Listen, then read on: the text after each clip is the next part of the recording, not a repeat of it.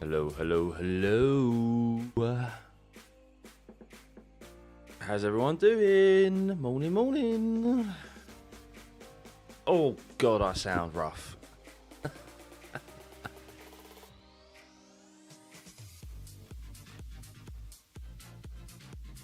Morning, everyone. Morning. Oh. Why is F1 on so early? Absolutely ridiculous. Unblooming believable. Oh. I'm very good, thank you. I'm very good. I'm still... My belly is still full of lots of beer from last night. Which doesn't feel too great. Other than that, I feel good. I feel good. Right. Who's ready for the Vegas Grand Prix? I did say, didn't I wasn't going to be able to make... I wasn't going to be able to make the half two time. I was nearly this close. Nearly this close to going, oh, do you know what? I had one of those moments where I woke up and I was like, oh, I really hope it's not close to my alarm going off. I checked my phone and it was 10 minutes. 10 minutes away from going off, and I was like, oh, for God's sake. Why? Why? But yes, hope everyone's going well. Exactly. For some, it may be very early for me, but for some of you, it's the perfect time. So I'm sure I'll wake up. But yeah, my belly's so full at the moment from food and beer last night that I haven't got any room for a coffee. So, but yes, morning everyone. You're on your fourth beer, Alan. Yeah, that's how many pints I had last night, to be fair. I'm not that big of a beer drinker either, so. Okay, then I'm doing well, thank you. I'm doing. How's the little Stuffeyy doing? Yeah, she's doing very well, thank you. Currently asleep. Right.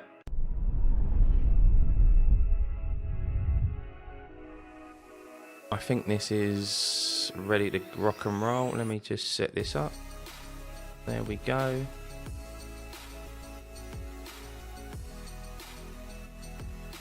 There we go.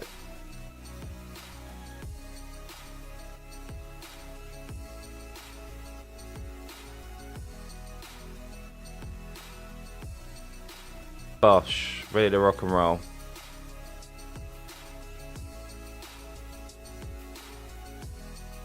Oh.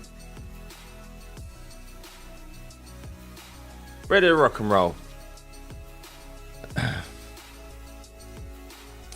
Morning, 7:47 in South Africa. Yeah, that's a little bit more respectable. That's a little bit more respectable at that time. Do I think Verstappen will perform despite the wing issues? No, I don't think he will, Anish.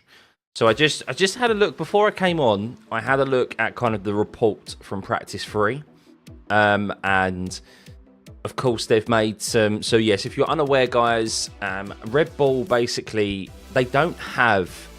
When they say they didn't bring the right rear wing with them, they brought the only rear wing with them that they have for a configuration like this. So they don't technically have a low downforce rear wing. Their low downforce rear wing, or their lowest downforce rear wing available to them, is still some way off of the likes of Ferrari, Mercedes, and McLaren in regards to how trimmed it is. And that means, of course, they're slower in the straights, and we saw that yesterday. So what they've done, and they've confirmed to everyone, is that, yeah, they're slower on the straights, mainly not just due to their rear wing. Apparently it's due to other components on the car as well, but of course there's a lot of focus on that. So they've literally trimmed it by hand. There was images yesterday of them trimming it by hand, but Max and Sergio were really complaining in practice 3 earlier that the car was sliding all over the place, not comfortable whatsoever. And I feel like we're going to see a performance that is akin to what we saw in Monza. I think we're going to see Verstappen and Perez really struggle to be anywhere near the top 5. That's my prediction. So we'll see, of course. There is the brilliance of Max, but I think the Mercedes looked very comfortable in the cooler track conditions here this weekend, as do Ferrari, as does Lando in particular. So, hey Levy, welcome everyone, welcome. You look like in desperate need of sleep, mate. Oh, I am going straight back to bed after this. Yeah, I've had 4 hours, I think. But the problem is that I didn't get much sleep yesterday either. So, yeah. I'll be doing this. I'll be buzzing afterwards. I'm always buzzing after a watch along. And that'll keep me awake for a little bit. And then, yeah, I'll be going and getting some well-needed shot. The problem is over here in the UK now, not that you guys want to hear my woes. The problem is that, of course, we've had daylight savings. So, of course, the clocks have gone back. So it's darker earlier, and yeah, it's not lighter until later in the mornings. So, which is yeah, really plays with the system. Body clock. So, hey Dan Garcia, missed you. Had to watch some horrible American guy. There was so much hate in his chat. Oh, that's a shame. Look, regardless of like other watch along streams, you shouldn't go to other people shouldn't go to other watch along streams and give hate in the chat. Like he's doing that because he obviously loves F1 as well, and that's what we do here. So we all come together because we love F1. East Coast US, almost 1 a.m. That's okay. That's not too. I'd much prefer it be a 1 a.m. because I'm a late bird. I stay up later. I hate early mornings. I hate them. I love my sleep. Any VRS Black Friday deals? I need to look into it, Taco. I do need to look into it because it is Black Friday next weekend, isn't it? So, QUALI will start on the hour racing. Not long to go. 8 minutes. 8 minutes. Stormbird in full flow here too. Makes the early start. Yeah. I'm really looking forward to just having a chill weekend, to be fair. So, but who's going to be on pole position, guys? Welcome for everyone for tuning in. Who's going to be on pole position? It's going to be an intriguing one. The drivers are complaining, of course, about lack of grip here because of the cooler track conditions. Nearly 15 degrees track temperature. That's a few degrees hotter than what we saw yesterday. Will that affect the Mercedes? We know that Mercedes is very temperamental when it comes to weather conditions. Just a degree here or there can really make the difference in them being in a decent window of performance and them being completely falling off of a cliff.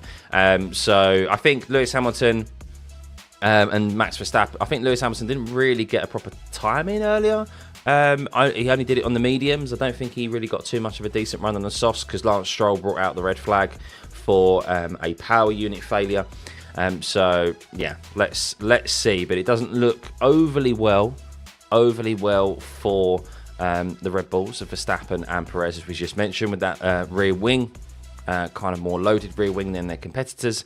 And well, we'll see. Can Lando still keep mathematically this championship battle alive with 2 race weekends remaining after this? It's still on, guys. It's still mathematically possible. He needs an average of 21 points. He needs an average of 21 points gain over the next 3 race weekends. So, thank you, Alfie. My pleasure. Whoever's performing the best for now, Hamilton takes it. It's Hamilton pole if Mercedes doesn't mess it up. Yeah, I think George Russell. I think George Russell is in for a good shot. Of course, Mr. Saturday. He's always good, isn't he, in qualifying? So, completely slower in the last sector. Yeah, and that's where all the overtakes are done, Taco. It's where all the overtakes are done. So yeah, they can't hide, unfortunately, here. So they'll be stronger at Qatar and at Abu Dhabi. But yeah, a circuit like this where it's mainly about obviously the low drag, overtaking down into turn 1, overtaking down into turn 14. Don't really need the downforce. I mean, the only corner really where you need proper grip is through turn 11. Like through the high speed section anyway. Most of it's kind of low speed corners. Turn 17 pretty much isn't even in a corner. But turn 11 is where we saw Lando Norris have a tank swapper, didn't we, last year? And he went into barriers at turn 12. George Russell went for a move there and made contact with Max Verstappen. So turn 11, that section from turn 9 to 12 is really the only area that the drivers have to be properly careful with their low downforce, or where you require pretty much an amount of downforce. Everywhere else is quite slow speed sections, so that's why they're all running obviously the low downforce configuration pretty much. Not as low downforce as what we see at Monza, but low enough anyway. Poland 6:54, but I need to sleep longer. Yeah, me too, man. Me too. The only positive is that tonight, not doing anything, I should be a good boy and be able to get a nice minimum 6 to 7 hours of sleep, which I haven't had for the last few nights. There's a channel that compiles all team rally and publishes it over track map telemetry. Stroll had 2 minutes of airtime in Brazil. Yeah. What time is it in the UK, Robert? It's just coming up to 6 o'clock, 6 a.m. Thanks, stuff. It's a technical racing term. I'll let you know. It's in the racing dictionary. Boy, Neville. Yes, but thank you guys for tuning into this watch along. As always, guys, nearly 300 of you here in this early morning. Of course, I think it's a shock to the system for most of us, even those of you who don't normally experience an F1 race in the middle of your day. How nice it is for you. I hope you're enjoying it. Of course, that's what we get to experience, us Europeans, for the majority of the F1 races throughout the calendar. So while I may complain, because I am British and it's in our MO, it's in our blood, it's in our DNA to complain and moan. I hope you guys are enjoying, obviously, a more respectable time for qualifying, and of course for the race tomorrow, which will also be at the exact same time. But yes, only moments away until green light. Pit exit is open. Who is going to be on pole position? At the moment, I've run a poll of 4 drivers, and yes, if you're just joining us, why is Max Verstappen not on there? How can I not include the soon-to-be 4-time world champion in this poll? Well, that is because, as we have discussed, the Red Bull do not look comfortable here this weekend. They've already had to mend their current rear wing because it is not has too much downforce on it. They had to do a bit of DIY on it to try and trim it up, and Max Verstappen and Sergio Perez have been non-stop complaining all weekend about how the car has been driving. So they're considerably slower in the last sector, in the high speed sections, as we have mentioned. And for the race, that is definitely a big no-no. So in qualifying, it does look like the Mercedes, the McLaren of Lando, and the Ferrari of Charles Leclerc looking in a good position. That's not to say Oscar Piastri and Carlos Sainz also can't get pole as well, but I only have 4 places for a pole, and that's why those are the options. And well, Lewis Hamilton, 36% of you think Lewis Hamilton, Charles Leclerc 28%, Lando Norris 23%, and Russell 14% at the moment. It is moving up and down, but you can see their icons are out on circuit on the track map, moments away from this green light and FP1 getting underway. Are we going to have any offs? Remember here as well, the track evolution is very, very important, guys.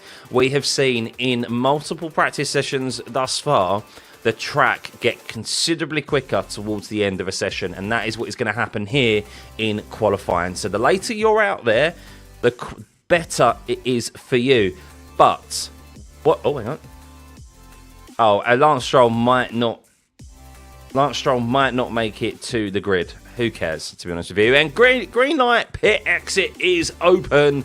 Ladies and gentlemen, here we go. Q1 for the Las Vegas Grand Prix is underway for 2024. George Russell keen to get out there first, get track position, and set a benchmark. But yeah, I think what we might see is, because of tyre warm-up, as I've mentioned, not a lot of areas where you can really put a lot of high load into the tyres, particularly the front tyres. So a lot of pressure is really put on the rears because there's a lot of low speed load speed corners. So only really through turns 9 to 12 is there a lot of load put on the front tyres. So that means we're going to see probably lots of lock-up. The fronts and the front brakes and the front tyres aren't really up to temperature. And I think we're going to see multiple laps on the same set of soft tyres for these qualifying sessions. So let's see. Yet to see the tyre data appear, of course, being sent to us, the data being sent to us, transferred all the way from Vegas. So no doubt just a slight delay there in that. But I don't think Lance really wants to be an F1 driver. Yeah, that is the rumour. That is the rumour, Spice. And I think, look, let's be honest, that's the only way that Lance will ever leave F1 is if he says to his dad, I'm going to leave. So, let's go. Yeah, what happened with the announcement? What happened to Stroll? So he had a power unit failure in FP3. So it looks like he might not. They're still working on the car, and he might not make it in this qualifying session. So we'll see. We'll see. In the background, it's just some stream beats. So just some copyright-free music. But morning, Gavin. Good to see you. Good to see you. Yes, welcome everyone for tuning in. Here we go. So, George Russell's back into the pits. Okay, so George Russell came out onto the medium compound tyre. And that's why he's back into the pits, George Russell. So, very brave there from the Mercedes team to put him out on the medium. And that's why he's back out. Sorry. I apologise for the yawn there. If there's a couple of yawns throughout this stream, it's because I am severely sleep deprived. But here we go. Pierre Gasly. And, well, it seems like Alex Albon's all on the back of Liam Lawson there, who hasn't had. And Bottas is fastest through the first sector. So we can see here, wow, I mean, a lot of drivers having issues with grip very, very early on there, with Albon nearly in the 30-second range, Gasly and Ocon in the 30 seconds, whereas Bottas, the two Stoke F1 cars, are in the 27-second range. They are 2.5 seconds quicker than everyone else out there on circuit at the moment through the first sector, as Alex Albon has pulled to the side to allow Bottas the flying fin through, as he also goes purple in the second sector as well. Of course, he does only have Gasly and Lawson ahead of him because his teammate, Zhou Guanyu, has taken the fastest middle sector away from his teammate. He's going to be getting a nice little tow here down into turn 14. Who is going to lock up here down into turn 14? Is anyone going to do so? No, it seems as there's a big bunch up there, as a lot of drivers have backed out of that lap already. Maybe they were just trying to warm up. Maybe they were going for that initial second out lap, as Pierre Gasly sets a 1:43.7, as Bottas sets a 1:36.8. But Zhou out-qualified his teammate at this stage of the race, of qualifying, apologies, not race, qualifying into P1 with a 36.77. So lots of drivers there having to bail out of their initial lap. Maybe that was a conscious decision for a second out lap. I'm not sure. I don't think so. Looked like they was actually going for it, as there we go. Pierre Gasly at 26.944, 6 tenths quicker in the first sector. That's a little bit more like normal service resumed, isn't it, guys? Normal service resumed there. But Oscar Piastri, on a second out lap as well. You can see a 29.8 for him in the first sector, as for Sergio Perez also. So yeah, it looks like these drivers are doing a second out lap to get these tyres up to temperature. And I did say that tyre temperature is going to be key here, and we're going to see, no doubt, multiple laps on a single set of soft tyres, just due to how cool the track conditions are. 14.6 degrees Celsius, that is very cool, as Fernando Alonso goes 3 tenths faster than Pierre Gasly. And all we're going to see here, guys, with the tyre temperatures coming up into the optimum window of performance, and of course with the track evolution as well, we are just going to see lap times get quicker and quicker and quicker, and this is going to be going all the way to the end. This qualifying session, it's going to change, that is for sure, quite some bit. As Pierre Gasly, who's on a great run of form at the moment, the only driver on the grid to not have caused his team any damage whatsoever, which is a record in the 34s there, with 34.5. Liam Lawson with a 35.3. The RB cars look a little bit off the pace here this weekend, as Yuki Tsunoda does go half a second quicker than Lawson in the early stages of this qualifying session into P2. But Fernando Alonso is the driver out there who's looking quickest at the moment. Even Pierre Gasly not too quick in the first sector as Hamilton goes purple in the first sector, and Fernando Alonso is going to come across the line now. Where does he go? Only P2. He cannot get ahead of the Alpine. Oh, the Aston Martins are really struggling at the moment, aren't they, for pace? That is for sure. Piastri fastest in the middle sector, with Lando Norris just tucking up behind him. They're 3 tenths quicker than Pierre Gasly, who is fastest in the second sector at the moment. So the McLarens are starting to get up to speed. Lewis Hamilton slightly slower than the 2 McLarens in the middle sector there, as Max Verstappen is on his second out lap. So he'll be starting his lap very soon. George Russell, of course, it looks a little bit off the pace, actually. Lost a few tenths on his teammate through the first sector, but Piastri goes fastest with a 34.0. Where does Lando Norris go? Of course, mathematically, still in this championship battle, and he goes second, 3 tenths behind his teammate with a fastest last sector. How about Lewis Hamilton? Where does he go? Lost a bit of time in the middle sector, and he goes P3 because of that middle sector time that he lost, and a little bit actually in the last sector as well, as George Russell slots in behind him in the early stages of this qualifying session, so it's the 2 McLarens followed by the 2 Mercedes. Max Verstappen is now starting his lap, so we'll keep an eye out on him and see if we see any purples. What can Max Verstappen do in a Red Bull that doesn't look to be quite at the races here this weekend? But we know the talent of Max. We know he digs deep when the car isn't performing. As Sergio Perez has gone into P8. That's not really particularly good for Sergio Perez, who's behind Yuki Tsunoda, Alonso and Gasly as it currently stands, let alone the 2 McLarens and Mercedes.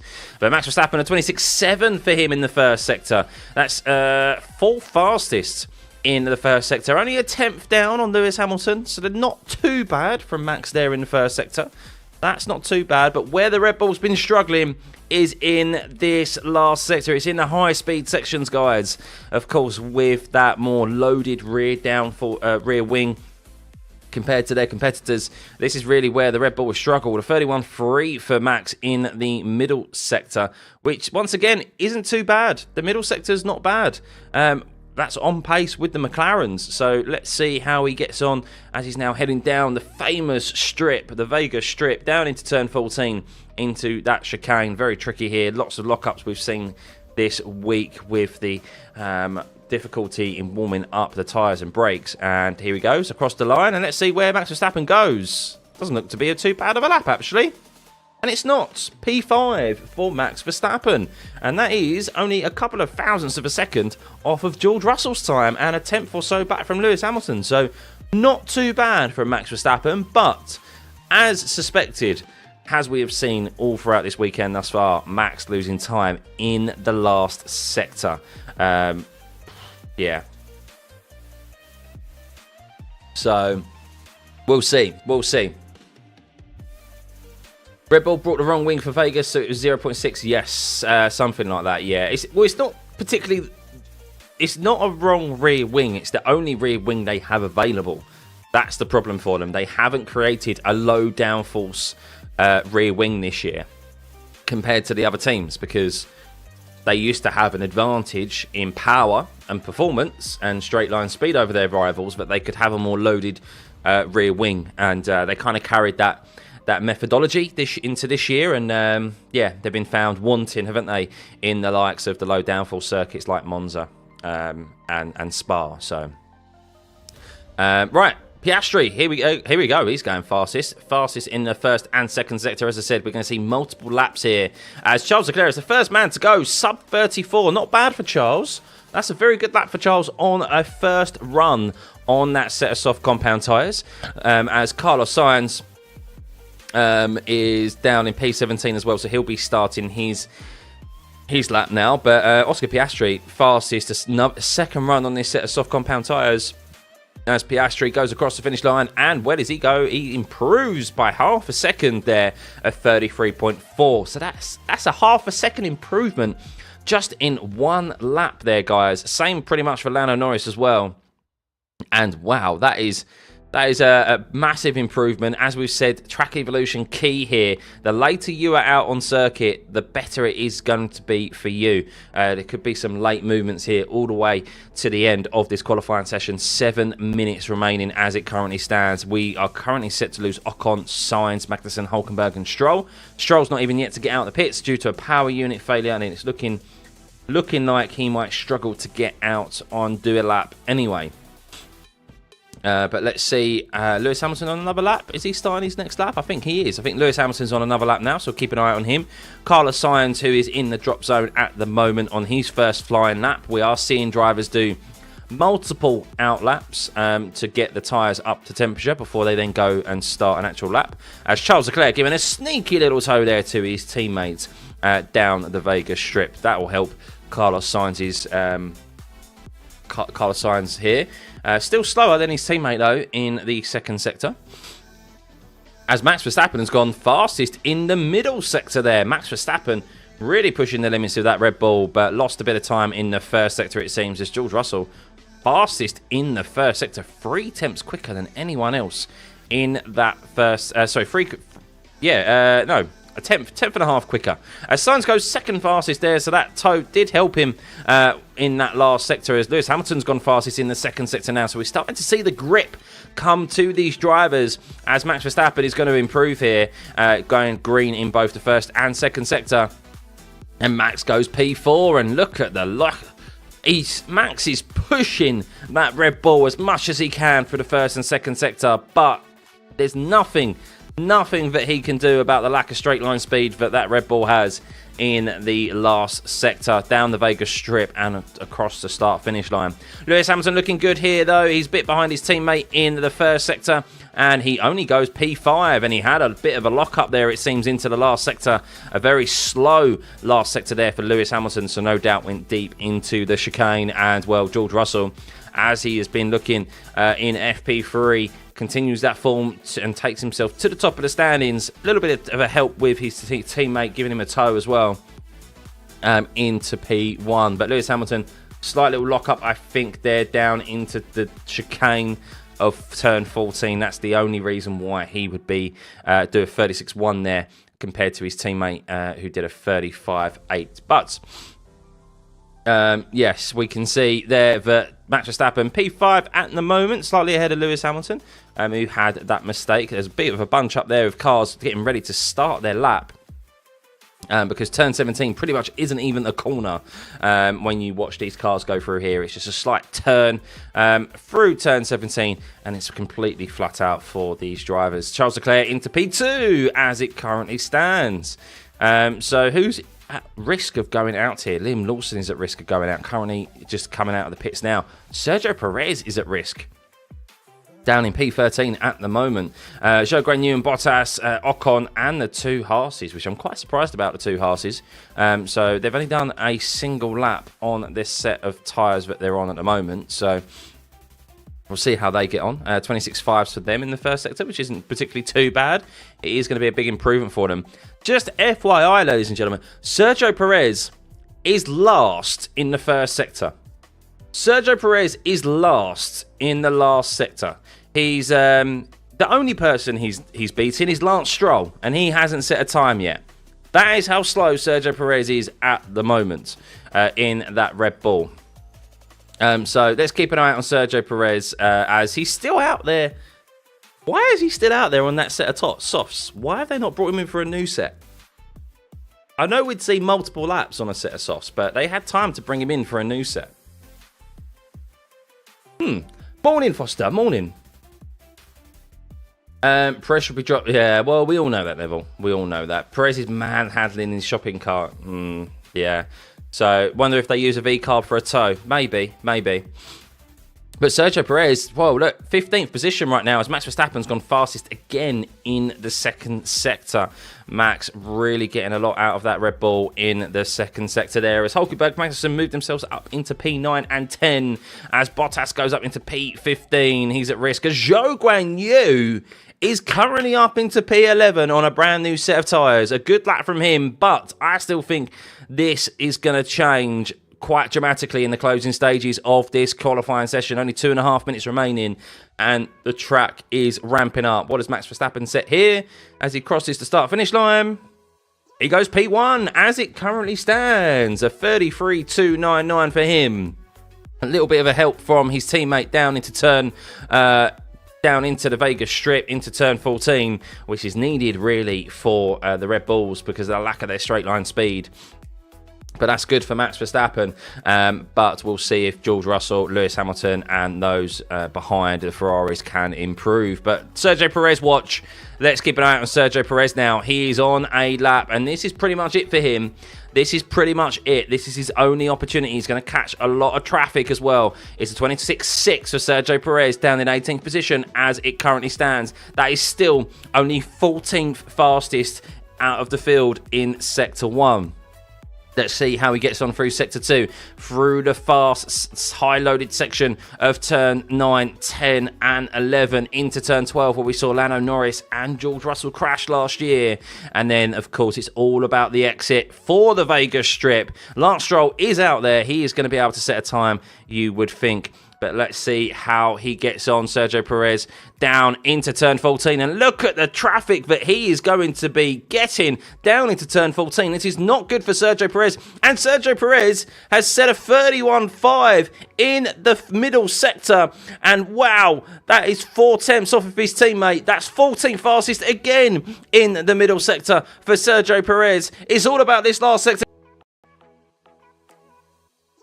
in Q1 as he crosses the line, and he only goes 12th fastest, and I don't think that is going to be enough. We will see. He is slower than a Zhou Guanyu in a bright green tractor as it currently stands. Unbelievable there. Sergio Perez struggling in that Red Bull car. He's not going to have enough time to do another lap. He's used up all of his battery. And there's a yellow flag as Kevin Magnussen slightly goes off into the escape road there. He's okay. He's okay. He's not going to affect anyone's lap times as George Russell is going fastest out of anyone at the moment, with Lewis Hamilton going very quick as well. No purples for Lewis, but this is an improvement for him. Close to his teammate's pace, who is purple in both the first and second sector. Did Lewis hook up that last chicane? He did this time around as he heads to the top of the timing sheets. How about George Russell? Is he going to be safe as Sergio Perez is still in P12? We can see there though, Colapinto's improving. Lawson's improving. Bottas isn't improving. Albon is improving. Tsunoda's improving. Alonso. Could Perez be saved here by the other drivers below him just not improving enough? As Gasly goes up into P8, Colapinto into P9, Ocon pushes Perez down another position. Only two of the drivers behind him. Lawson improves, pushes Perez down. Tsunoda's improving as well. And could it be the two V-carbs that push the Red Bull of Sergio Perez out of Q1? Yes, Sergio Perez is out of Q1. He is currently 16th, but it could get worse for him. It all depends on Lance Stroll. He's yet to set a lap. We'll see how he gets on. Alonso has not improved. Alonso is out of Q1 as well. A big shock here, losing Perez and Fernando Alonso in Q1. Maybe not that big of a shock, to be honest with you. But let's see if Lance Stroll can make Sergio Perez's woes even worse, as Sergio Perez could be starting 17th as it currently stands. He is 16th at the moment, but Lance Stroll is improving. But how much by? And no, Lance Stroll, only with that single lap, will start from the back of the grid tomorrow. So we've lost the two Aston Martins. Stroll in 20th, Bottas 19th, Alex Albon in P18, Alonso P17, and Sergio Perez with Liam Lawson pushing Sergio Perez. Well, actually, it was Yuki Tsunoda who pushed Sergio Perez out of Q1. But Liam Lawson, the two V-carbs have got through to Q2. The two drivers eyeing up Sergio Perez's seat. Wow. That all I'm going to say, and you know what I'm going to say. it must be a shed load of money that he's putting forward. It's got to be such a shed load of money. I mean, 30 million isn't enough, is it really? It's not enough. Surely they've got to be paying 50 million now for that seat, for that second seat. Unbelievable. Unbelievable, guys. But yes, if you just joined us, Sergio Perez is out of Q1. Fernando Alonso is out in P17. Albon, not a great time from him. He had a mistake somewhere in P18. Colapinto out-qualifying his teammate again. Bottas in P19 as well, and Stroll in 20th. But Zhou Guanyu has got through to Q2. Well done, Zhou Guanyu. Of course, very tight at the top, as we suspect. Great lap there for Max Verstappen. But as the track was ramping up at the end, I mean, look, the drivers knew they had enough in the bag. That top 7, really not to push it too particularly hard at the closing stages. But yeah, wow. How can anyone take Aston Martin seriously when you have a driver like Lance Stroll? I mean, in fairness to Stroll, he had one single lap to do that in, and you're not going to have the tyre temperature after one out lap to get to set a decent time there for Lance Stroll. So he had a power unit failure earlier on. So as much as I criticise Lance Stroll, there's only so much you can do there with the level of grip that you've got. But Sergio Perez is no excuse. But I do wonder why they left Sergio Perez out there on that same set of tyres. Do Red Bull have to have some hold their hands up there and admit that they made some wrong or did some wrong now? Perez has struggled all weekend, so surely a brand new set of tyres would have assisted him. Even with, like, they had time for him to come in and do a couple of extra out laps to get the tyre temps up. I don't know. 13% said Russell. Yeah, so I'm going to end the poll. 39% are saying Lewis Hamilton will be on pole position. Charles Leclerc 25%, Norris 21%, and Russell 13%. The Mercedes do look good. But so did the McLarens as well. So did the Ferraris. It's going to be a tight qualifying again. If Tsunoda beats Lawson in the remaining races, he should be offered the second Red Bull seat. I don't disagree.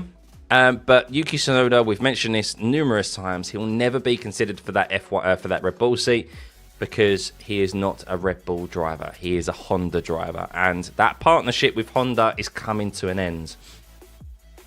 So yeah, Red Bull, unfortunately, have never seen Yuki Tsunoda as an option to be in the Red Bull seat. They have literally put him in an F1 car to keep their partner, their engine partner, happy. That's literally it. And it's a shame. It is a shame. So, but Perez is not worth the expense of a new set of tyres. That's a fair statement, to be fair, Neville. Zhou on pole today, yeah. Who's fastest in each sector? Yeah, let's have a quick look at that, shall we? Is that there's the sector leaderboard here. So here's the sector times, and well, you can see there Max really digging deep in the second sector. That's where he's making up a lot of time.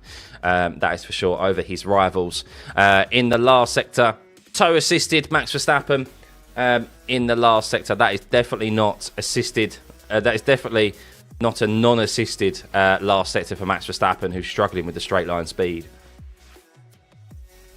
Out on his own, of course, he doesn't have a teammate to help him with a toe in the next couple of qualifying sessions.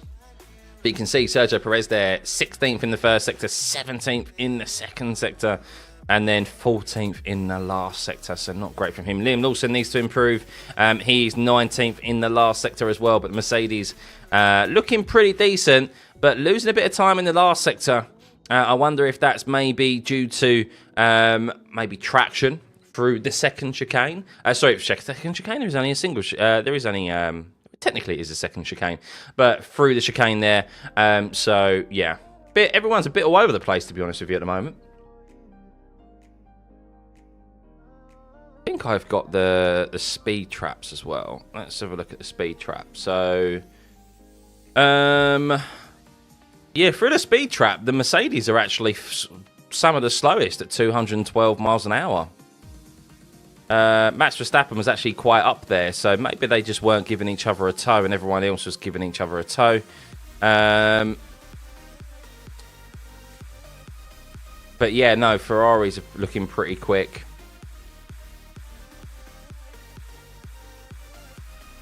Just looked it up. I may have, what's that? 135.7 what was pole position last year? No. Albon needs to start improving the next races. He does.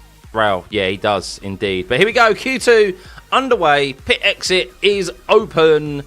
Let's see who's going to go out here. Are we going to have any shockers? Of course, we've lost Sergio Perez already. Is it that much of a shock that we lose Sergio Perez out in Q1? I don't know. No doubt he'll pluck his way through the field tomorrow. Maybe he won't. He looked like he was really struggling in that Red Bull.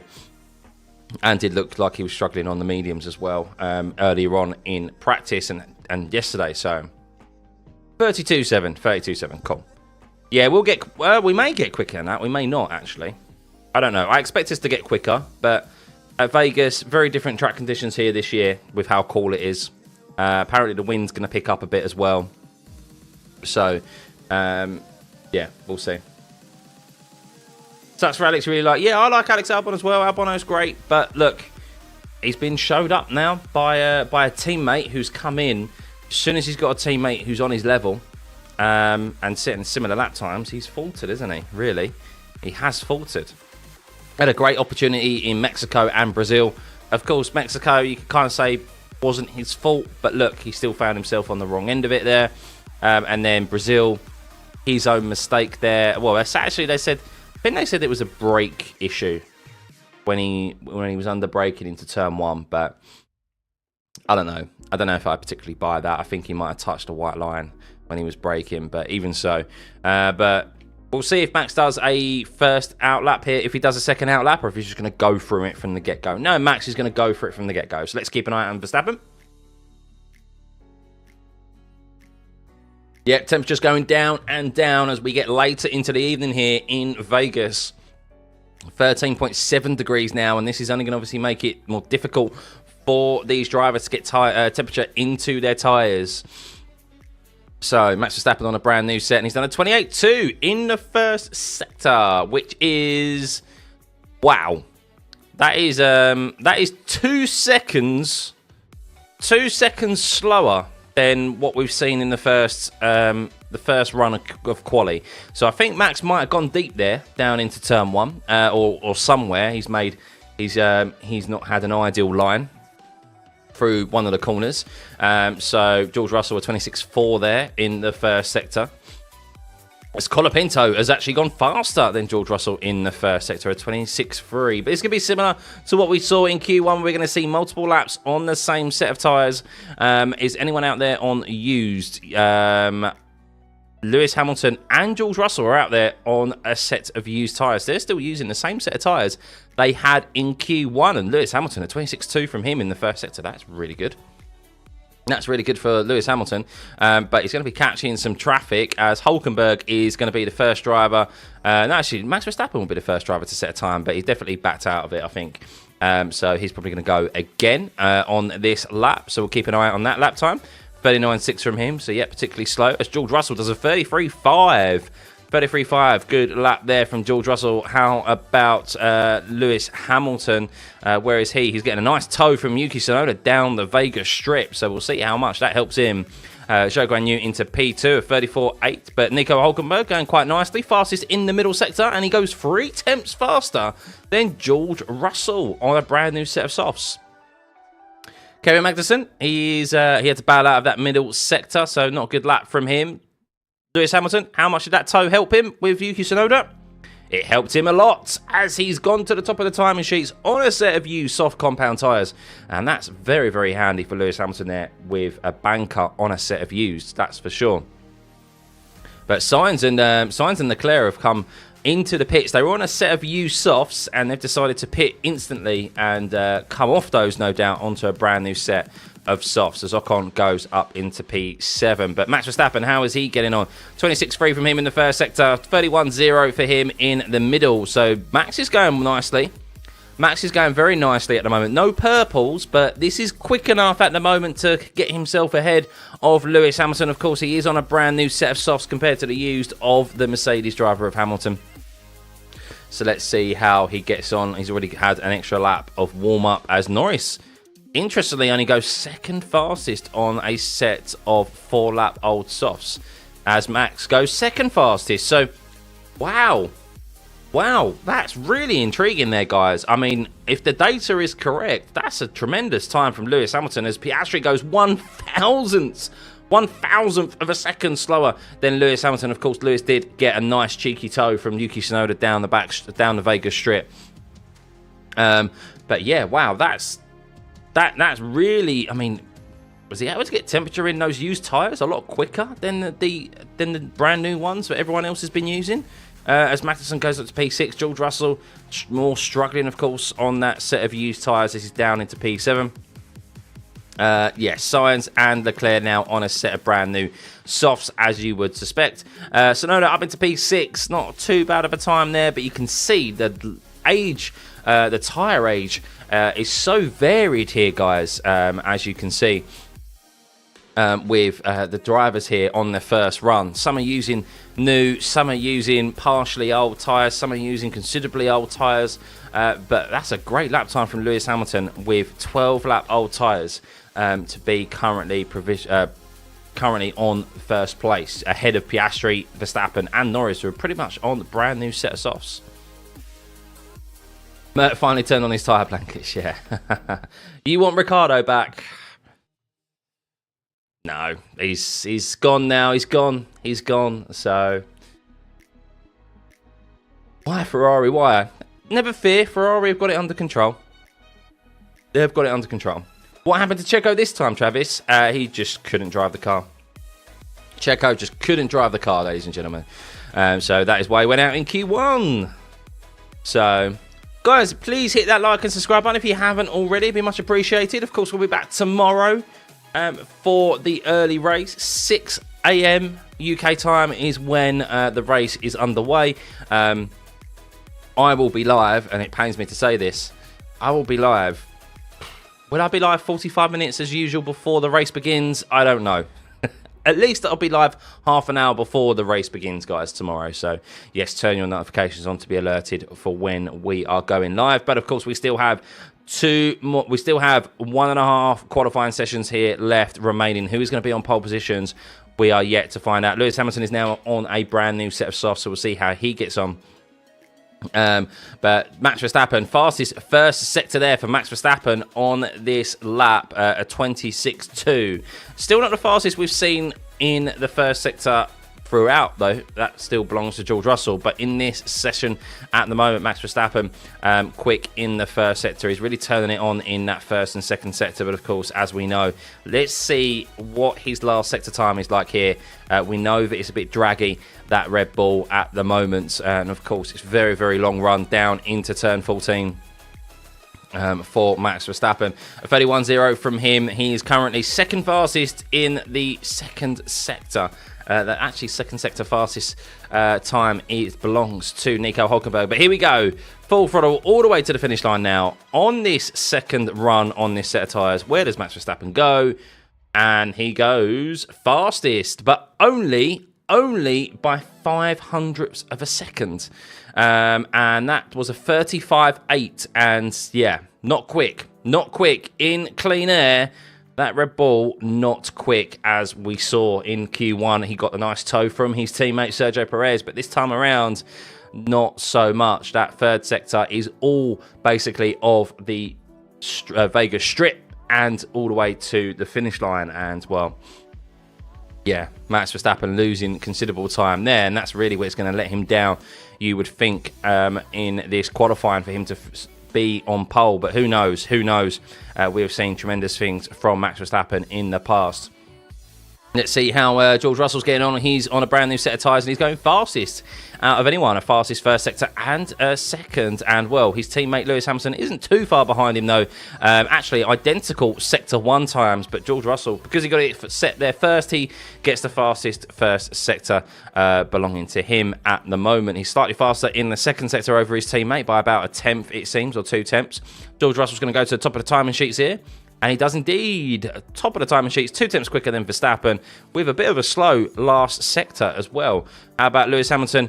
He goes across the line and goes P2.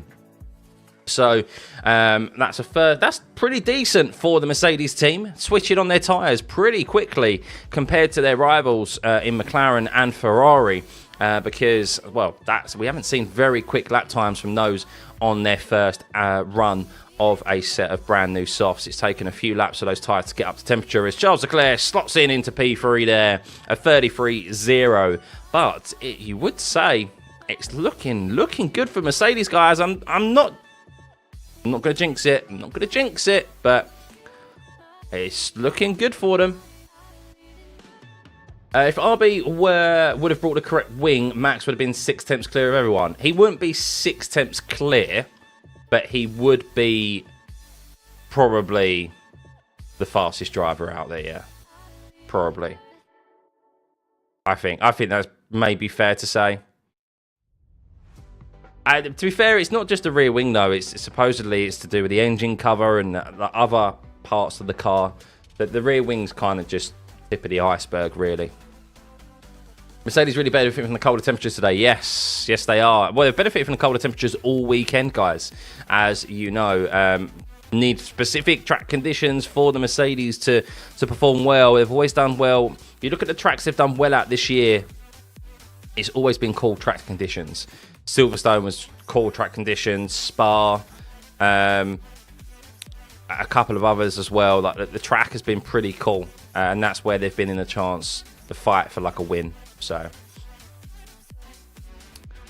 I'm not a Merc fan, but their cooking could be a 1-2 for the Mercs. It's always great to see a change up in the order. I think that's what's great, especially with us all pretty much accepting that the World Drivers' Championship is over and done with. Of course, the Constructors is still up for grabs. Ferrari are only 36 points behind McLaren with 3 race weekends remaining, so that's still up for grabs. But yeah, it's always great to see a change up in the order. And look, when Mercedes get their act together, normally there's four teams in the fight for a win. So, what do I think of the non-existent Drivers' Championship? It's over and done with. Mathematically, it's still on the cards, but yeah, it's over and done with. So, morning, Void. Morning. Good to see you. Well, morning, everyone. Hope you're doing well. If you're tuning in. Morning. Yes, you are joining us for Q2. 2.5 minutes remaining in this session. And, well, who is going to go out? We've already lost Sergio Perez, Fernando Alonso, Albon, Bottas and Stroll in Q1. No surprise to many of you there that we lost Sergio Perez in Q1. But who else could we potentially lose here as Norris goes P5 on that set of brand new softs? So you can see there, Lando Norris only up into P5. That shows how good really pretty much the Mercedes are on the softs at the moment, with that single straight out the box getting a lap that's 2 tenths quicker than Lando Norris, the McLaren. Oscar Piastri on a lap now. Max Verstappen is in the pit. So is Max going to come back out again? I don't think so. They think Max is safe. I suspect he probably will be, because you're looking at all the drivers below him to make considerable improvements here in the latter stages of this qualifying session. Zhou Guanyu currently at the bottom there in P15. Lawson seems to have struggled quite a bit in this qualifying. Esteban Ocon in P13, Colapinto in P12 at the moment, Gasly in P11, Magnussen P10, Tsunoda P9, Hulkenberg P8, and of course you can see the top 7 there. But drivers getting ready for their lap as Sainz wants to get ahead of Zhou Guanyu down into turn 14. But Oscar Piastri is the only driver out there on an actual flying lap now, but everyone prepping for their laps. As you can see, a massive backup there down into turn 14. So this could be dangerous for Oscar Piastri if he gets down to the end of the strip there, as he's the only driver on an actual lap. But he's at a slow middle sector. Oscar Piastri, yeah, a bit of a slow middle sector for the McLaren driver, as Lewis Hamilton, a 26 flat in the first sector. That is the fastest first sector we've seen of anyone thus far. The Mercedes are cooking at the moment. Definitely cooking at the moment in the Mercedes. They look very comfortable as Piastri goes P4 and pushes Verstappen down a position as Lando Norris dives into the pit lane. Zhou Guanyu improving, a 26.3 for him in the first sector. And, well, we can see a lot of the drivers here not well. They are sorry. Liam Lawson improves in the first sector as well, but that's a 26.5. That's not particularly quick for Liam Lawson over his rivals. Esteban Ocon improves as well. So lots of green sectors here in the last lap here of this qualifying session, as the timer has now run out. It's all or nothing for these drivers. Who is going to make it through to Q3? Who is going to get knocked out? Zhou Guanyu already made it through to Q2. Our qualifying Valtteri Bottas without a seat for next year. Potential Ferrari reserve driver. Yes, you heard that correctly. Potential Ferrari reserve driver for next season. So we'll keep an eye out on that, as Lewis Hamilton beats his teammate by 2 tenths. A mega time for Lewis Hamilton there. A 32.5 for Lewis Hamilton. Up there in P1, George Russell in P2 as Nico Hulkenberg pushes Carlos Sainz down a bit. Could we potentially see Carlos Sainz at risk here? Probably not, as he jumps to P2. A great lap there for Carlos Sainz, as we have a slight delay in the track map and the data being fed to us from Vegas, as Zhou goes into P11. A good lap from Zhou, but not enough to drag him out of the bottom 5, so he is out of this Q2 session. Yuki Tsunoda puts himself above Lando Norris. Could Lando Norris be at risk here? No, as Ocon only goes up into P10. Liam Lawson has made a mistake, and there's a yellow flag, and Colapinto is going slowly. What's happened with Colapinto? Has he hit the barrier? Has Colapinto hit the barrier through the chicane? Pushing too hard, and yes, there is a double yellow. Colapinto has had to put off to the side, and it looks like that Lando Norris is going to survive. Medical car has been deployed for Colapinto. What has happened? Pierre Gasly, yes, moved up to P4 there late in the day, and well, I'll tell you what, Lando Norris, the McLaren team, playing it very risky there and pitting Lando Norris early, because him in P9, very fortunate really that Colapinto wasn't improving particularly too much, and neither Magnussen was, but we could have seen Lando Norris out in Q2 there, so very risky from the McLaren team. But what has happened to, oh no, Colapinto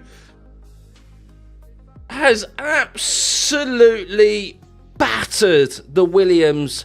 Oh, it's just as bad as Brazil. It's just as bad as Brazil.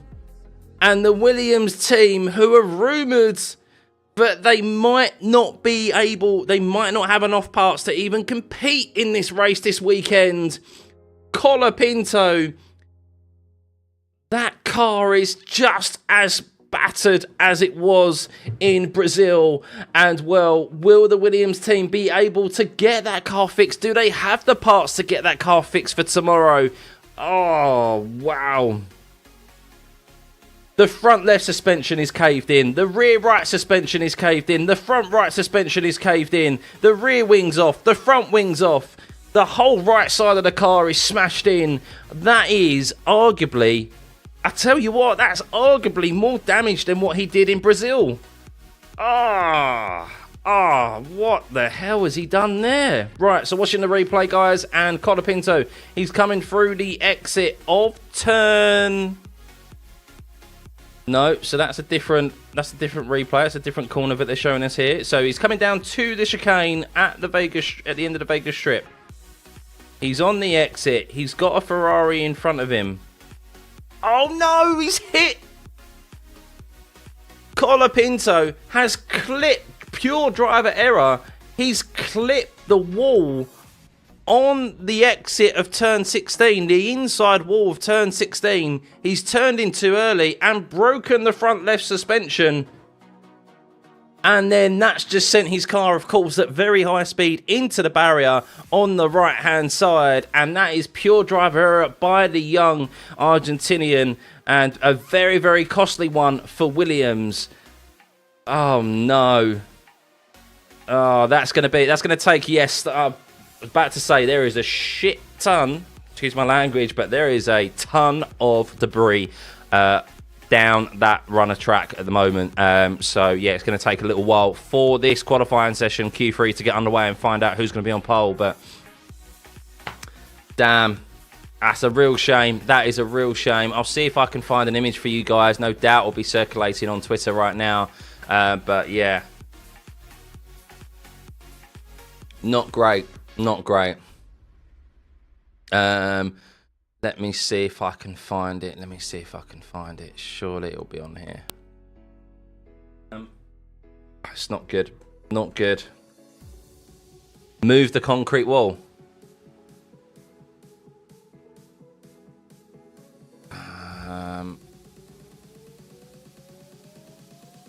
That is Colapinto's car right now, ladies and gentlemen.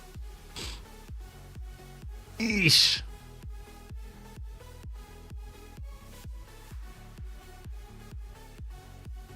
That. Oh, hang on. Go back and pause it to have a look. Yeah. Not in great shape. Not in great shape, to say the least. And it's purely, he's okay. Yeah, he's out of the car. But just pure driver error. He turned in to turn 16 too early. And clipped the barrier. So yeah, rookie mistake there. Just as we were waxing lyrical about him. And out qualifying Albon. Could it be that Colapinto doesn't even start the race tomorrow? Is that the second race weekend in a row where a Williams doesn't start the race? So 20 hours of community service. Most rookies make errors. That's like that. It's normal, so stop the silly comments. It is. I mean, you can't deny it. It's a poor mistake, and he should be doing better. That is. I get the sentiment there, Gavin. And of course, yeah, you shouldn't just willy-nilly go on the attack of people. But yeah, that is a poor mistake.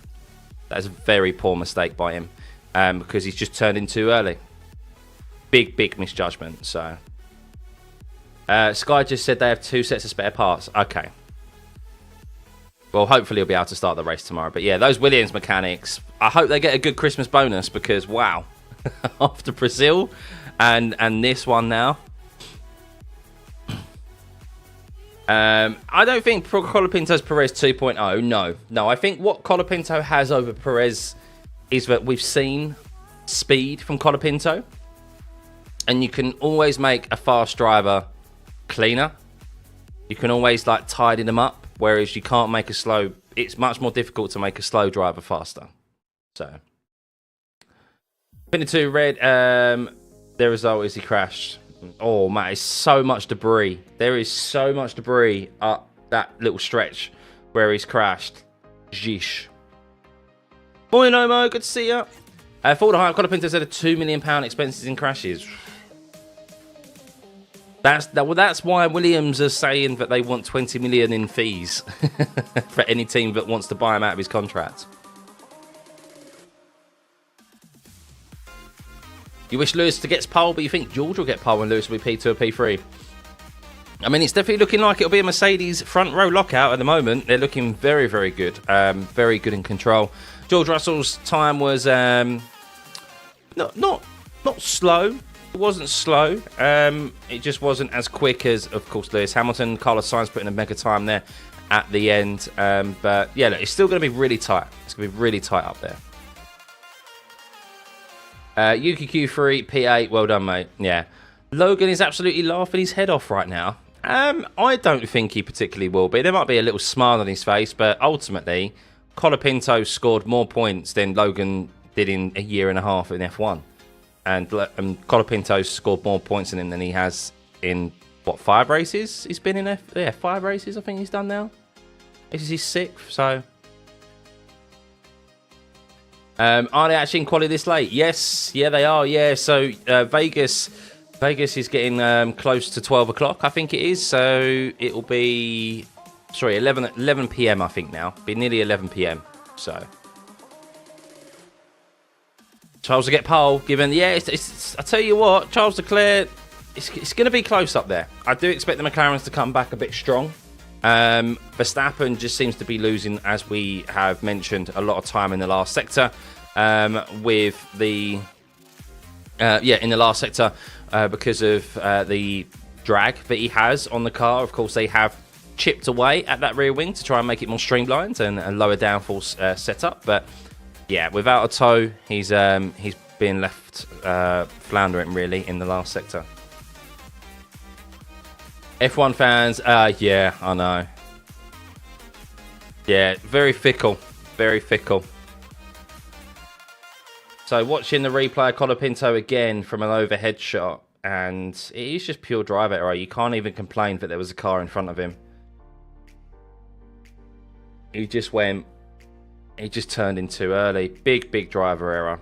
So, and that's the thing. As good and as talented as drivers are, and as good as they've done in their previous races, you have to give criticism where it's due. And he deserves criticism there, Colapinto, because that is a big and costly driver error for the Williams team, considering obviously what publicly they have announced and gone through in regards to the damage on the car and the fact of it, they have minimal parts left to replace. So this Stroll went and take out another Stroll. He must have hit that wall on 230 kph. No, it wasn't. It wouldn't have been that speed. It was definitely quick. It was definitely quick, but you got to remember he would have been on throttle. He would have been on throttle there, Taco, on the exit of the chicane. So most important thing is he's okay. Yeah, he's fine. He's fine. If he turned in too soon, I suspect he might have misjudged how wide he was at initiation.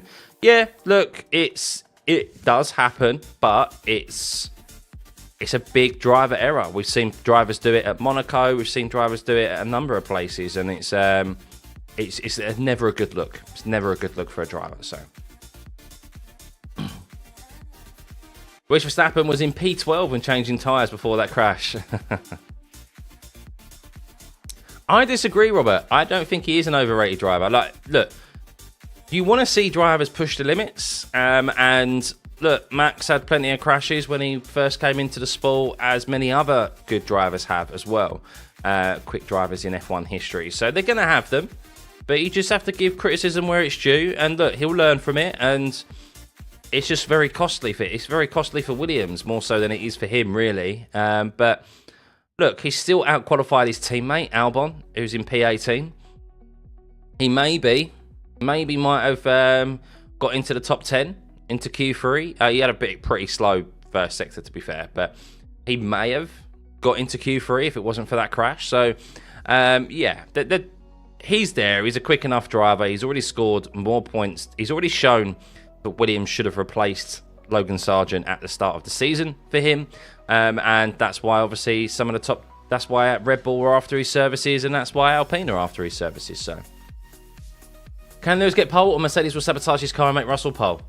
Well, they're in Parc Ferme now, so there can't be any more sabotage in regards to setup, at least. So, yeah, I think Lewis can be on pole. He looks like he's the driver to beat, but we all always know that George Russell digs deep when it comes to qualifying. So, that's 2 straight qualies where he's totaled his car now. Yeah. I mean, I would give Colapinto a bit of a buy. I won't give him as much flack for Brazil, because those are tricky conditions, and you may have raced in similar conditions in junior formulas. It's very, very different to have that sort of power underneath your right foot in those conditions. And we saw signs go off as well, and we saw drivers go for spins in those conditions. So, yeah, I'm not going to hold Colapinto too accountable for Brazil, because they were unique conditions. I do think maybe, like, the crash under the safety car was he warrants criticism for that. That was a big mistake, of course, a very costly one. But crashing out in quali, I'd give him a bit more of a buy for that. But it's annoying how everyone is blaming Mercedes if Russell does something better, even in situations where it ain't possible to sabotage. Yeah, I mean, if George Russell out-qualifies Lewis now, then he's done it but on merit. But there has been, and it's not sabotage, it just makes sense. But Lewis Hamilton, who is on his way out of Mercedes, and George Russell is your #1 driver for next year, you use Lewis Hamilton as the test dummy. Now, people will go, oh, he deserves more respect. He deserves it. This is sabotage. This is ridiculous. Mate, he's the one who's decided to leave. And I'm a big fan of Lewis. And there was always going to come a point in the course of the season, if Lewis Hamilton or Mercedes were not in a championship battle, they were going to start using Lewis Hamilton as a test dummy to develop parts for next season. And of course, they still have not an understanding of their car. They don't know why it performs well in certain conditions and so forth. So, yeah, Lewis has been that test dummy, and understandably, Lewis has been down in the dumps over it because he's been having a car that he hasn't had a car that can get him on the podium at least, fight for race wins, and yeah, he's still human. You get demotivated for that, even if you're driving an F1 car, even if you're a professional sportsman. So yeah, the RB livery. I still haven't seen this RB livery. I haven't seen RB for Vegas. RB Vegas livery. What does it look like? Ugh. Ugh, what is that? Actually, do you know what that reminds me of? It reminds me of the BAR livery. Remember the BAR livery where they had like the world on it? Is that what they've got on it? Glitter livery. Okay.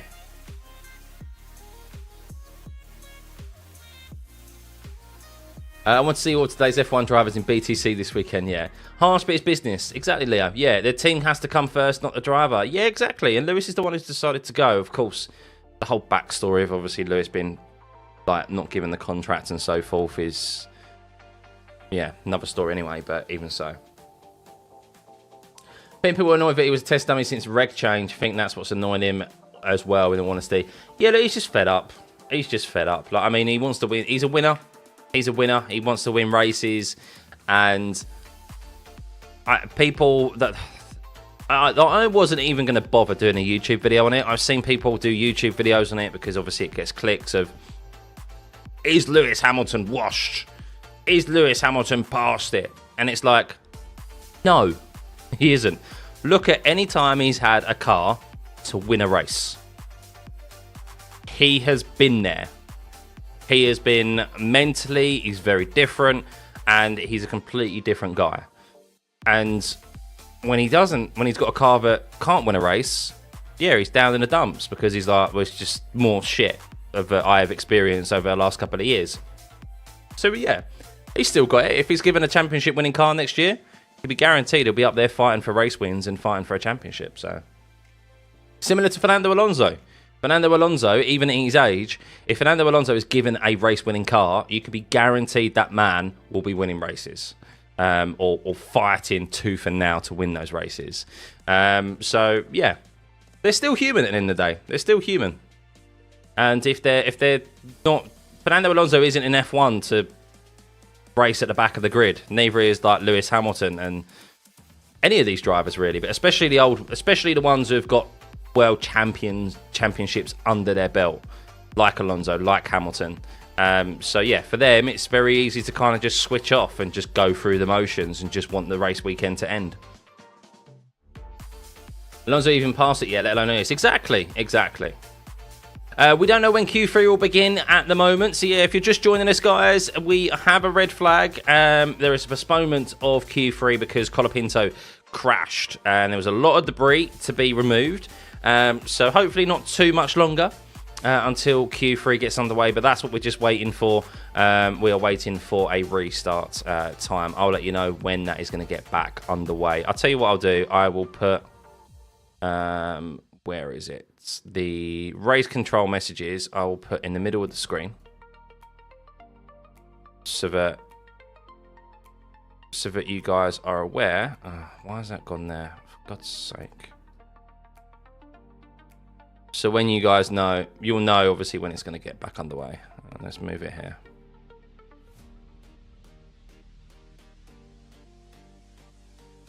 Is that right up there? Oh, look at that. It fits right in between.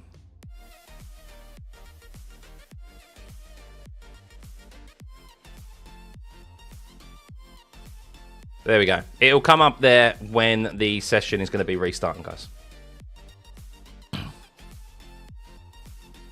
Can we agree that Lewis always have tough teammates and face competition from them, except Bottas? Yeah, I mean, I think he even had a challenge from Bottas, but he always had the better of Bottas. But yeah, no, I do think he's had better teammates. But look, the best drivers put themselves in the positions to So Lewis Hamilton's been in quite a unique position where he's always kind of come up, other than maybe Kovalainen, Heikki Kovalainen, he's always been in a team where he hasn't been the out-and-out #1 driver. So when he went to McLaren, of course, he joined with Alonso. Then Heikki Kovalainen came in. Then Jenson Button joined McLaren. Maybe he was seen as a #1 driver, more so than Jenson there. But I do think they were probably given similar treatment. And then, of course, Mercedes with Rosberg. And then Bottas.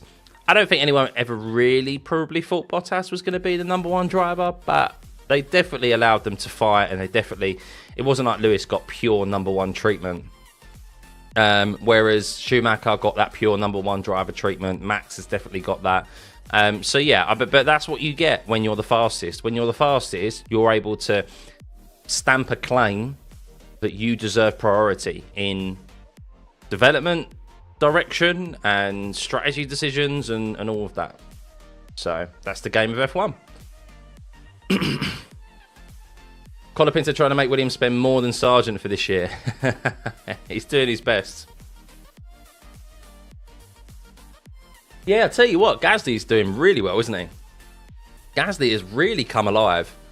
He's been a standout, probably. I think Gasly's been the standout performer.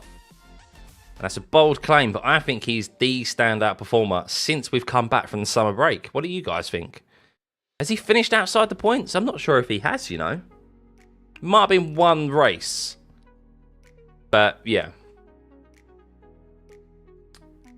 Talking bollocks? Yeah, that's me, Robert. That's me. You forgot to like, T-Man. Thank you for liking. Yes, guys, if you could please hit that like button. We are just waiting for Q3 to get underway. Of course, if you're joining us, Colapinto crashed. So we are waiting for that debris to be cleared.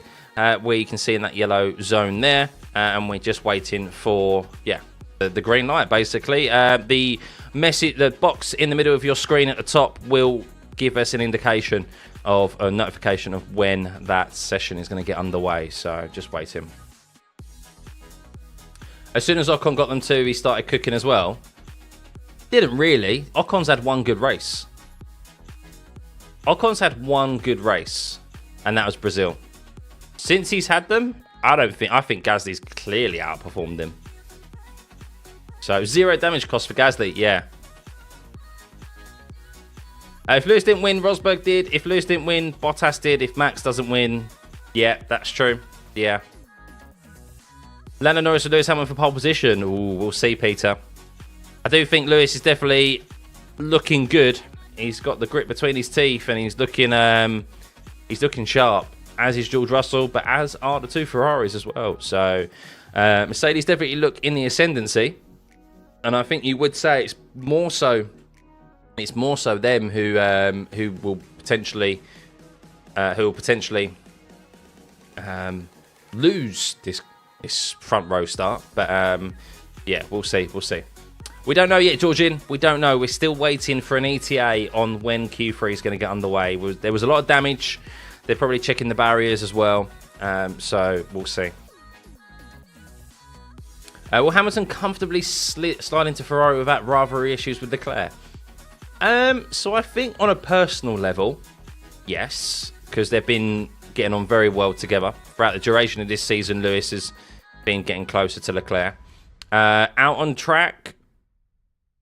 So the key thing for Lewis will be going to a new team.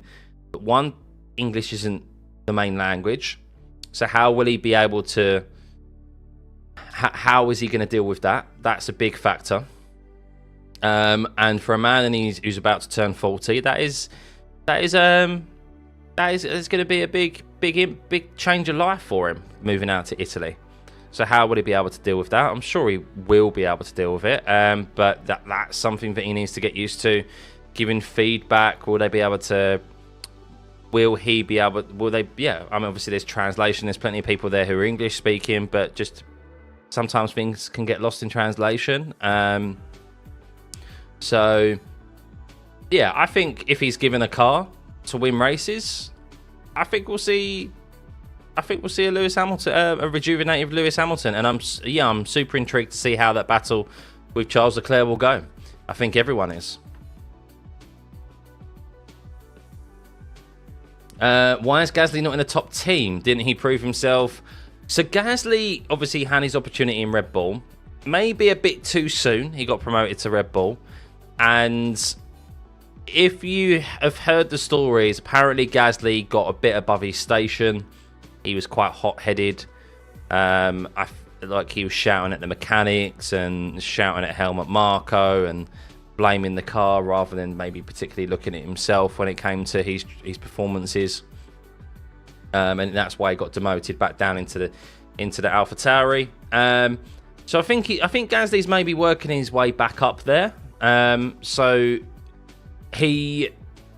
I mean, if Gasly continues this sort of form with the Alpine, then yeah, he will attract again. If another seat became available in a top team, he would attract that interest. But at the moment, there isn't anything. There isn't anywhere for him to go. So, how long will Lewis need to get used to the Ferrari? I don't think he'll need long to get used to the car itself. It's not going to be fundamentally different to how the Mercedes drives, but yeah, I don't think he'll need too long to get used to it. The actual like way of life, though, that's going to be the biggest. I think off track is what's going to be more demanding for him and more of a change for him than it is the actual driving of the car. But here we go. Q3 will start at 9 minutes past. That's 3 minutes time, not even 3 minutes time. Here we go. So I am going to get rid of that. Here we go. Here we go. Not long, guys. Not long to go. What's my thoughts on Antonelli? Super quick driver, young.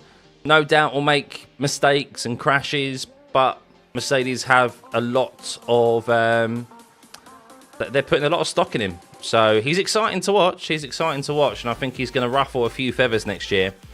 And that's what the grid needs. That's why we need the rookies. We need the youngsters to come through so they can shake up the grid. Some of these older drivers are too comfortable. Exactly, David. Yeah, it's a new adventure for him. So why F1 teams nowadays don't bet on seasoned talent like Mercedes did with Lewis in 2013 and other teams in the past? Nowadays, all top teams only want... I disagree with that, Adam. I disagree with that. How long have we seen drivers... drivers who we haven't really ever seen young drivers come through. If anything, they've been ignored for the past 5 years, really. The same recycling of drivers who are in top teams have then made their way down to the lower teams when really they've had their day. And now we're starting to see more faith in the youngsters in their junior academies, and that's how it should be. So I'm excited. I'm excited for F1 next year and moving forward with the youngsters coming through. So, what are my predictions to Q3? I'm going for it. I'm backing Lewis Hamilton. I said it yesterday. Lewis Hamilton on pole position. Lewis Hamilton on pole. I do think. I think it's going to be a Mercedes 1-2. I do. I think Lewis Hamilton and George Russell first and second. And I think Charles Leclerc will be P3. I actually think it's going to be a Mercedes front row and a Ferrari second row. I'm not sure the McLarens, from what I've seen, have the pace here. It's going to be close, but I'm not sure they have that extra half a tenth that they need to get above those four cars. So, yeah, that's what I think. Verstappen, don't rule him out. If he gets a sneaky little toe, maybe. But it's going to be tricky for Verstappen without Perez to help him. So the other teams, of course, have their teammate. But here we go. Here we go. Q3 is underway. And, well, yeah, Max Verstappen is... oh, why is Photoshop opening?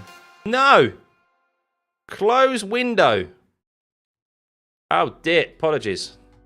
Why did Photoshop open?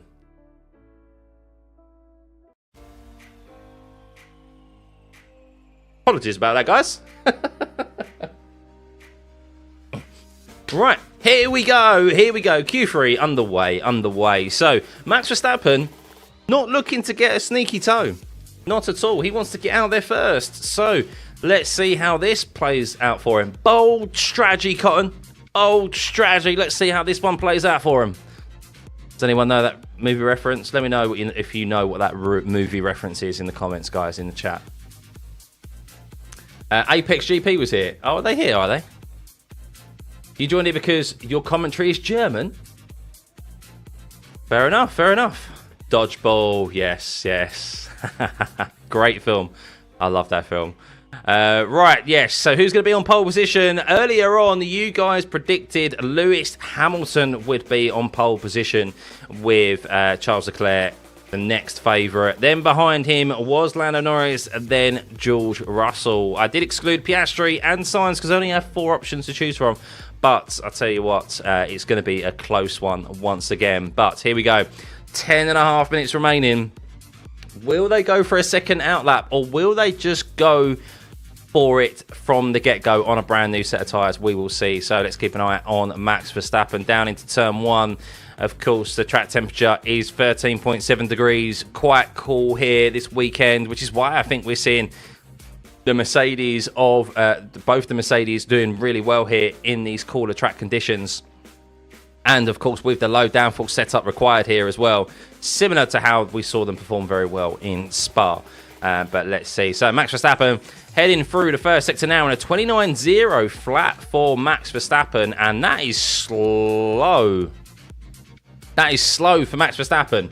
And he's had a snap of oversteer through the first corner, I think it was there. So, yes, Max Verstappen slow in the first sector, as you can see, in the 26s is what you're looking for. Fastest first sector time we have seen thus far is a 26.0. And Max has already backed out. Max has already backed out, understandably. So I'm just watching the replay. And Max... is he going for a second outlap? I think... No, Max didn't even go for it, so he was just doing a second outlap. Max doing a second warm-up lap, so... and plotting himself behind Oscar Piastri, so he is going to try and get himself a sneaky little toe here. Carlos Sainz, a 26.2 for him in the first sector. Lewis Hamilton, a 30.9 for Lewis Hamilton in the first sector as well. So is that a mistake, or is that a second outlap for Lewis Hamilton? We will see. Definitely going to be a second outlap now if he has locked up into turn 1, maybe. Oscar Piastri is going to cross the line first, and he will set a 33.5 for Oscar Piastri. Max Verstappen is going to start his lap now. Lando Norris, what time does he set? Scott Sainz is the fastest man out on circuit at the moment, a 33.2 for Lando Norris. Charles Leclerc, he's going to come across the line now. Green in both sectors, but not quick enough. Half a second back from Lando Norris. And, well, you can see Norris and Piastri actually on a set of used softs. They use an extra set of softs in Q1 from what I was hearing on the TV coverage from Zach Brown. So no, they're up into P5. What can Sainz do, though? He's fastest man out on track, and he was quick in Q2, and he's quick here again. A 33 flat for Carlos Sainz. A good benchmark for him. 2 tenths ahead of Norris and half a second ahead of Oscar Piastri. 7 tenths ahead of Charles Leclerc. Charles Leclerc, slow lap for him, that's for sure, as Lewis Hamilton is now going to start his lap. As Russell, mega quick through the first sector. There are 25.9 in the first sector for George Russell. That's the fastest first sector we have seen thus far. Lewis Hamilton starting his lap now as well, as Russell navigates his way past the Ferrari of Charles Leclerc.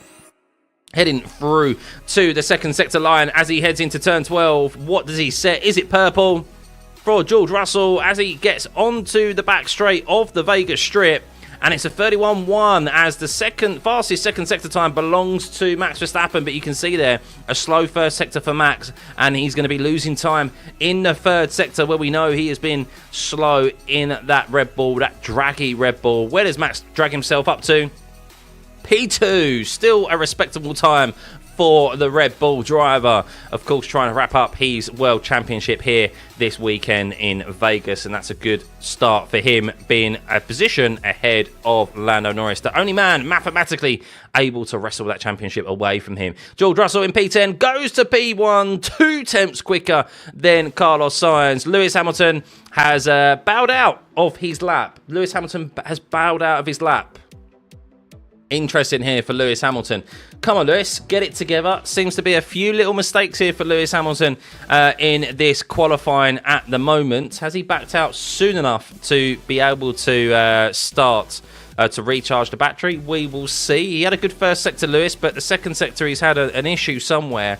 We'll see if he comes into the pits or if he's just re-energizing that battery to start this lap again. So we'll see. Will he be the only man out there on circuit as Lewis is coming back into the pits? So Lewis Hamilton under pressure here is not setting good. Hasn't been able to set a lap yet at the moment down in P10. This would just be Lewis Hamilton's luck, wouldn't it, if he is able to. If he's got the car to put it on pole position, but then he falters at the finish line, shall we say, in Q3. But yeah, Lewis Hamilton has bowed out of that lap there. Made an error. Track limits at turn 12, so he went off at turn 12. So watching the replay of Lewis Hamilton as he went down into the braking zone of turn 12, and he locked up. He locked up and had to take to the escape road. So Lewis Hamilton making a costly error there, and well, did well to avoid the barriers. And now the pressure is massively on Lewis Hamilton for this last run. Cue sabotage. Cue the sabotage rumours. Lewis has to qualify like you in iRacing. Come on, Lando. Come on, Lando. Yes, yes. So at the moment, as it stands, with one more run remaining, George Russell is pole position. Carlos Sainz P2, Max Verstappen P3, Norris P4, Piastri P5, Gasly P6, Hulkenberg 7th, Leclerc 8th, Tsunoda 9th, and Hamilton 10th. So improvements definitely to be made by Charles Leclerc. As George Russell says, I want to be at the back. That was too early. I think the track is going to be ramping up. Ooh, interesting, interesting. His tyres are less heated. Yeah, I know. All Lewis needs to do is come on the radio now, doesn't he? And just those rumours will just go into overdrive if he goes, come on, guys. Who did Verstappen push out of track? I don't think he pushed anyone out of track, not from what I saw. It's only qualifying. So bankers in now. We see drivers cooking. Yes, Junior. Yes. But I think it's going to get even quicker, though, as George Russell was just stating there. I've said it throughout qualifying, but the track ramps up. And, well, with these drivers now going as quick as they possibly can, that is going to be the case. But you can see that we've still got 3.5 minutes remaining. So we'll see George Russell, Nico Hulkenberg, Max Verstappen and Lewis Hamilton still in the pit lane. Just watching the replay of Charles Leclerc, and Charles Leclerc had a big snap of oversteer through turn 6 and 7, so that's why he lost half a second in that sector earlier on. Right, Oscar Piastri, here we go. Let's see what Piastri can do. No doubt on a brand new set of tyres, waiting for the tyre data to become available to us. But guys, if you are enjoying this watch-along stream, we'll be back tomorrow. Please hit that like button. Let's get this stream to 1,000 likes if you can. Please, please. And hit that subscribe button as well. Big thank you to everyone who is tuning back in, as always, especially for this early morning session. So, Piastri giving us cheeky little toe to Lando Norris as well. Teammates helping each other out here. So, Piastri, what is his first sector time going to be? A 30.3. Okay, so this is not them out there sitting a lap. This is them doing a second out lap to warm up the tyre temperatures. So, yes, these drivers, they've got out there early to do a second lap. So, Lewis Hamilton is out there. George Russell is being left out there late. Yes, so George Russell is getting what he wants and will be sent out last. So he is definitely getting what he wants. Mercedes #1 driver for next year, telling them what he wanted and asking you shall get. As is that a little bit of a front wing change to Lewis Hamilton's car? No, George Russell's car. That was George Russell's car. They were making a slight little front wing change adjustment to George Russell's car. It got 2 degrees colder in 2 minutes. Yeah, 13.5 degrees now it is. 13.5 degrees. Russell wing Sag, yeah. Do love the dome at Vegas with all the graphics. Yeah, the sphere. He broke it. He hit the wall. Did it break? I didn't see if it broke. I saw the tyre contacts. But anyway, here we go. Right, this is where laps are now going to be conducted. So, Oscar Piastri starting his lap. Lando Norris starting his as well. Who is going to be on pole position? We have just over a minute or so to find out who will be starting on pole position for the Vegas Grand Prix tomorrow. The last early race of the season for me here in the UK. But Oscar Piastri heads through to turn 5, making his way around the sphere. And it's a 26.192 for Piastri in the first sector. Not overly that quick, but quicker than what we've seen from the majority of the field in that sector 1 time. And it's importantly a few thousandths quicker than his teammate in P4 at the moment in Lando Norris. But how about Lewis Hamilton? The pressure is on for Lewis Hamilton, and of course Charles Leclerc as well. A 26.3 for Charles Leclerc. Not great for him again. How about Lewis Hamilton? No, he has a car to put him on pole, and he's fouled. And Lewis Hamilton a 27.9, and Lewis Hamilton is not going to be on pole position here. He's not even going to be anywhere in the top 5. And when the pressure has come, Lewis Hamilton has faltered. What has happened there? Lewis Hamilton, a 27.6. It's all gone wrong for Lewis Hamilton. The car is quick enough to be on pole position, minimum on the front row. The checkered flag is out, so we have no time to do another lap. As George Russell is improving again, and Oscar Piastri, what time does he set? He goes up into P3. Max Verstappen is improving as well, a 26 flat from him, but George Russell is in a league of his own at the moment, as Lewis Hamilton is considerably slow, as Lando goes up into P2, still 2 tenths back from George Russell's provisional pole. Charles Leclerc goes P1, 200ths of a second quicker than George Russell, but George Russell is flying at the moment. George Russell is flying, a 30.9 for him in the middle sector, just slightly slower than Charles Leclerc, but he has such an advantage in the first sector. And well, Sainz goes fastest, P1 for Sainz, and Gasly goes second fastest. Pierre Gasly has just split the 2 Ferraris, Tsunoda splits the 2 McLarens, and where can Max Verstappen go? He's at a slow second sector, well, slow considering what his previous lap was, and Max only goes P4, but it's all about George Russell. Can he regain pole position? Of course, the Mercedes here looking quickest this weekend, and he does by 1/10 of a second pretty much from Carlos Sainz. But Pierre Gasly is the story here in P3. Lewis Hamilton has faltered and will start P10 behind Nico Hülkenberg.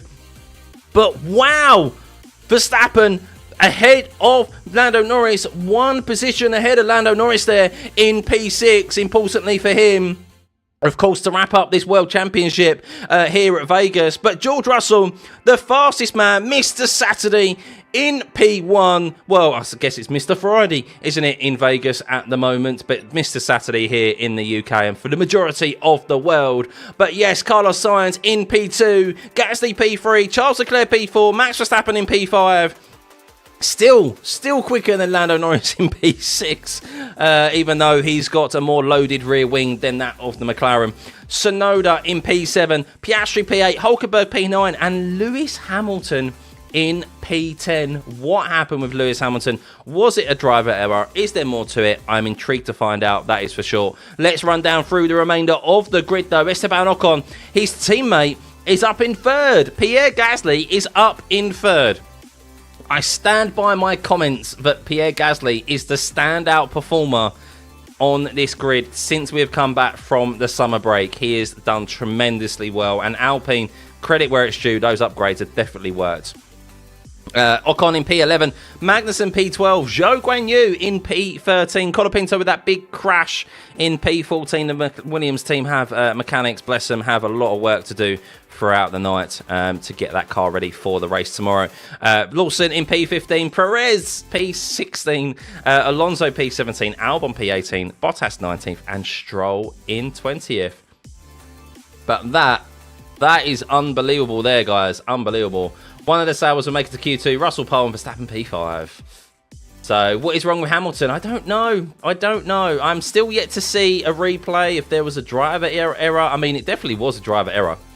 It was a 27 something in the first sector, which is just nowhere quick enough. So here we go, watching the replay, Lewis Hamilton. What happened to Lewis? He's going through turn 1. Oh my goodness. Oh my goodness. So Lewis Hamilton basically he went round turn 4, went through basically this section here, and when the tyres were loaded, when the car was really loaded on the left-hand side, the rear just stepped out on him, and he nearly crashed. He did very well to save it.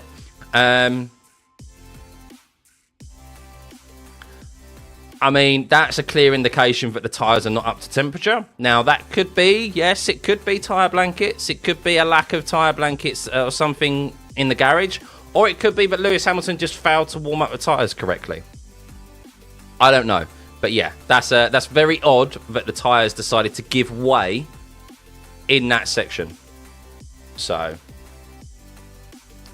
what if Lewis purposely sabotaging his performance to ensure he's not costing Ferrari points so they have better chance of winning constructors and having more money for R&D for next season? No, money's never an issue for Ferrari. Money is never an issue for Ferrari, and he's not doing that. Lewis wants to win. Lewis had a car to qualify on the front row and be on pole position, and that's where he wants to be. He wants to win races, and yeah, that's not going to happen tomorrow unless he gets fortunate with a red flag or something, but... Damn, Gasly, that Alpine car really just need cooler air, doesn't it? I feel like Ocon might be P4 as well if they make it into Q2. Yeah, looking mega performance from Gasly. Unbelievable. At least he's got a teammate who can get pole. Yeah. I don't think Lewis... Look, once again, people obviously want to jump on the back of a driver once they don't perform well. But like Colapinto earlier on. But yeah, interesting one. I'd be interested to hear Lewis's comments in the post-race interviews to see exactly where that error occurred from, because it is odd. It just looks... That's a sort of reaction you see from the car when it doesn't have enough temperature in the tyres. The tyres are too cold, and you just don't have the grip. So, young man's game unless your name is Alonso. Do I expect anything from Russell tomorrow? Yeah, I expect Russell to convert it, to be honest with you. I do. Well... Do I expect Russell to convert it? It depends on what the tyre management situation is like tomorrow. If tyre management is a key factor here tomorrow, I don't expect Russell to win it. I expect someone else. Who that will be, I don't know. Probably Sainz. I don't expect Russell to win it if tyre management is a factor, because he's just not great at managing his tyres. So... You think Ferrari can win? I definitely think so. Yeah, I think Sainz is in a good position. I think Leclerc is as well. So we'll see. It's going to be an interesting race tomorrow. I mean, we had the race last year. It didn't go without incidents. If the track conditions are as cool as they are now, probably be the same tomorrow. Of course, there might be a bit more sliding as well. So more degradation in the tyre. So yeah, it's going to be interesting. Explain topping FP1, FP2, and now quali. Joe 13th. Yeah, not bad. Thoughts on Sauber points? Sauber won't get points. No, they'll fall back in. They'll fall back in race pace. When it comes to race pace, they'll fall back. The only way they'll score points is if everyone else kind of crashes in front of them or makes mechanical issues or something. So, don't think Mercedes have the race pace. To be honest with you, I'm a bit... I don't know what their race pace looks like. I haven't really looked into it, to be fair. Is it safe to rule out Verstappen? Yeah. Verstappen would love to win this race. He just doesn't have the car here this weekend. They've made some changes. Obviously, the rear wing is not... They haven't got the correct configuration for a low downforce setup here this weekend, so they're losing time in the straights. But for Max, it's all about securing the World Championship, or at least bringing him closer to it. And look who he's finishing a position ahead of again in qualifying. He's championship rival. So that's all that matters for Max. Of course, he'd love to win. But yeah, it's all about wrapping up the fourth title, no doubt. So last year was tame, but this year could be a DNF Central. We'll see. You ready for Lewis in a Ferrari F1 car? What happened to Lewis? So Lewis just didn't have enough temperature in the tyres. Now, as I said, there's a number of reasons why that could be. It could be he hasn't warmed up the tyres correctly. His preparation lap wasn't good enough. And when he went through turn 3, the car gave way. The tyres didn't have enough temperature, enough grip, and that he had a snap of oversteer that he had to overcorrect. Yeah, that's why he was slow in the first sector, prior to how he had been in previous laps. Or, yeah, it could be there was something dodgy going on with the tyre blankets, you know? Like, he's complained about it throughout the course of the season. I don't know. I'm putting more stock on the fact that he just wasn't able to get the tyres up to temperature correctly. But it is odd. It is odd because he did that well in Q1. He did it well in Q2. And then when it came to Q3, wasn't able to get it right. So maybe there was a mental aspect to it as well. You never know. So after they nerfing Verstappen to give Ferrari a chance? No, of course not. No. You want George to win just so there's multiple race winners, almost 2 for everyone, and then there's Max. Yeah, imagine if George does win, isn't that 2 race wins for everyone in the top 4 teams except Sergio Perez, who is yet to have a race win? I think that would be right. She's crazy, absolutely crazy. Piastri had a poor lap. Yeah, he did have a poor lap. Yeah, Piastri did have a poor lap. But this just shows how important qualifying is now these days. You had a poor lap and you're starting down an 8th, and it's a tall order for you to go from 8th to 1st. So the first F1 race without mind drive since kind of strange it only happened in Q3 when it really mattered. I know, Astro. Yeah, well, I mean, I don't know. Is there anything to it? I don't know.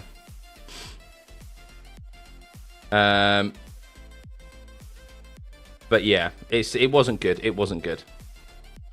1:30 in the morning for you. Gonna head out. Yeah, no worries, man. Good to see you. I mean, I'm surprised. I'm surprised I'm still awake, as awake as I am right now. It's 7:30 here in the UK. It's not even light outside. That is just starting to get light outside in the UK. So depressing here. So bring Bottas back. Can Hamilton do a Verstappen? The only way you can do a Verstappen is if he gets a red flag.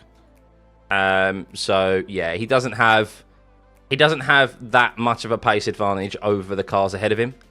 He could probably clear the Haas quite quickly. He could probably clear Tsunoda maybe. Maybe he can clear the McLarens, but yeah, I don't know.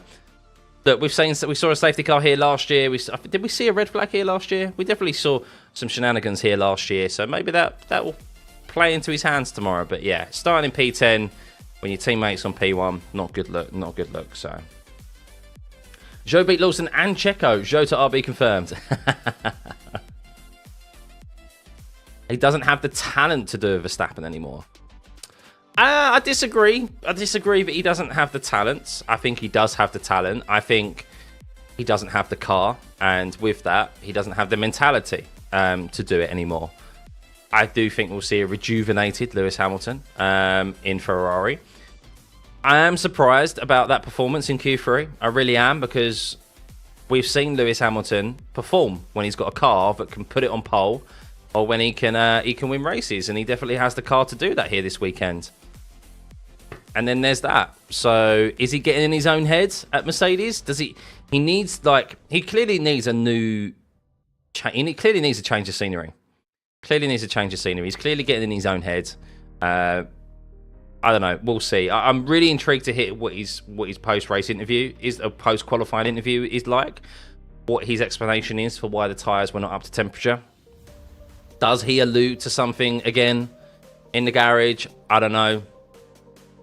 We'll see. But this is important for Russell. I mean, if you're Toto Wolff, this is what you want. With respect, with how much success you've had with Lewis, you don't want Lewis being on pole.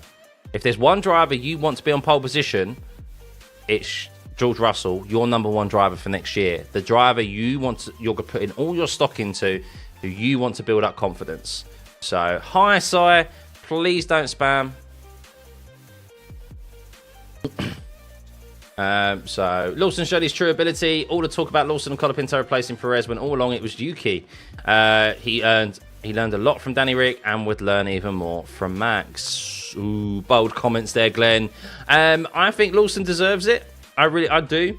The RB has struggled here all weekend, or particularly Lawson has struggled. So yeah, it's not good for Lawson at the moment, that's for sure. He needs to really dig deep and have a better race performance tomorrow. Sonoda's definitely doing the job. I think he deserves an opportunity. I think he has done for a while, but as we've mentioned plenty of times before, he's not a Red Bull driver. They don't see him as a Red Bull driver. He's a Honda driver. And that partnership's now ending. If that partnership was continuing with Honda, maybe Tsunoda would get an opportunity in that Red Bull seat instead of Perez. But unfortunately, it's not. It's coming to an end. They're moving to Ford. So, yeah, which is a shame for Yuki. It is a shame for Yuki. But, yeah, look, if one driver has a poor race or a poor weekend, that's not a testament to, but that's not basically them being a poor driver. There are many reasons why they can have a poor weekend. Some drivers are generally just don't feel as confident at certain circuits. That's how it can be sometimes. Obviously, any sport is a confidence game, especially in F1. So, yeah, plenty of time for the likes of Colapinto and Lawson to well, maybe not for Lawson. Who knows? His seat isn't even confirmed, is it, for next year? But yeah, I think they've proven already that they're capable of being F1 drivers and they should be on the grid for next season. So, all drivers, including Lewis, made errors. Forgive the poor guy.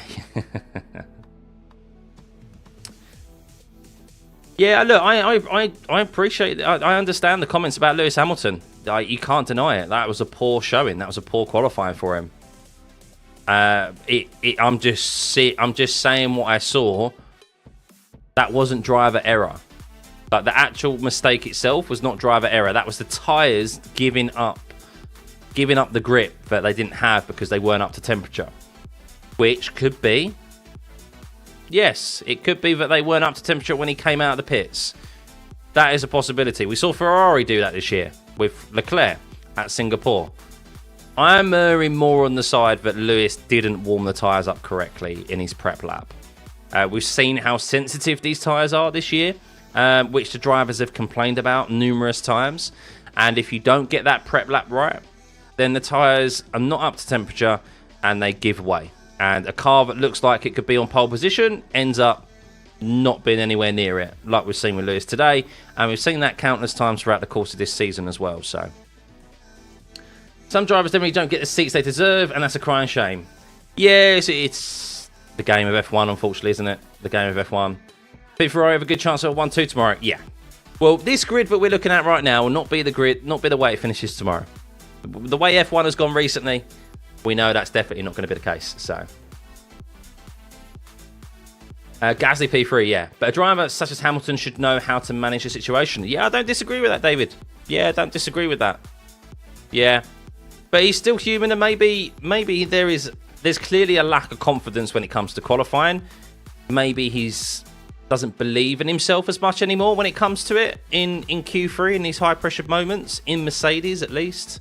And yeah, with these new tyres, like maybe he just doesn't have a good relationship with them now in qualifying. Maybe he's got it in his head. It's not him, it's the tyre blankets. And he just hasn't been able to get on top of them. So, what performance from Gasly? Yeah. Looks like AMR, K-Sab, and W are the only teams completely shut out of the top 10. With the Ferraris high in position, is the WCC race still on? Yes, definitely. I mean, they'll gain there. The Constructors is definitely still on, yes. They're only 36 points behind, so if they were to finish where they were, or are now, yeah, they've gained quite a few points on McLaren. So, yeah, McLaren need to do something tomorrow. They didn't really look at the races, did they? I mean, look, 7 tenths behind P1, McLaren, Lando Norris, and Piastri also 7 tenths as well, just over. So, like, that's not great. That's not great from McLaren. Maybe they do have better race pace, but yeah, way off the pace. That's not. We haven't seen that sort of performance, that gap to pole position in qualifying for McLaren since the start of the season. I don't think. To Red Bull, I think that is the biggest gap to pole position we've seen since the start of the season for McLaren. So, Lewis is a tyre expert. He's just destroyed mentally. Yeah, I think it's all mental. And look, I said this before. It doesn't matter if you're performing in professional sport. in business, any business, whatever industry it is, if you've handed in your notice, you don't ever perform at the peak of your ability to do your job, do you? You just don't. You just don't. And especially for Lewis, who's in a situation where he's in a car that, look, they knew they weren't going to be fighting regularly for race wins, let alone a championship. So that's tough mentally, because you're just looking forward to the next year. You're just wanting to get through this season. And look, these drivers, they're still only human. And that definitely has an aspect on how you drive. Whereas George Russell has a completely different outlook on his Mercedes seat. He's a #1 driver for next year. He's got something to prove. He wants to build confidence. He wants to stamp his authority on that team for where he's got a young driver who's everyone is saying that he's the next Max Verstappen, who Toto Wolff is waxing lyrical over. So for George Russell, this is the sort of performance he needs to build that confidence and show to Toto, I'm the man to lead this team moving forward. And of course, still needs to convert it tomorrow. But yeah, that's a completely different mindset compared to someone of Lewis Hamilton, who's on his way out of the team. Hamilton breathes, he's in the news. The man just needs a break. Yeah. You know what it's like. It doesn't matter. As I just mentioned, it doesn't matter what line of business you're in for a day job. Sometimes you just need a change of scenery. You need to start anew. You need to go to a different. You need to go to a different business, a different company, to one also enjoy yourself as well. To go back to enjoying your job. And I can't imagine Lewis Hamilton has really enjoyed his job this year. And many a driver in throughout history in F1 as well, who have found themselves in Lewis's position where they know they're on their way out. I bet a number of them have just wanted to get out of the seat and just get into their new team. Esteban Ocon's probably been one of them. Of course, he had a high last time around in Brazil. We're human. They're human at the end of the day. So Toto's deliberately nobbling Lewis's car. Yeah. What are my thoughts on the 2026 regs? A step in the right direction, I think. That's about as much as I can say. I personally can say on it. I haven't read too much in detail on them. I actually haven't heard much more about them, to be honest with you. But yeah, a step in the right direction. Slightly smaller, slightly lighter. And yeah, that's basically about it. And the Active Aero sounds like a good alternative to DRS as well. So I wish they had not announced this Ferrari move so early. Really did a number on him. Already ruled him out before joining Ferrari. Yeah, it was 100% leaked. 100% leaked. Yeah. Toto says he was blindsided by it. He said he heard rumblings and rumors. I don't know whether he did or not. I think it was leaked, and then I think the whispers started from then on. He said he heard it from Carlos Sainz Sr. at first, but I think it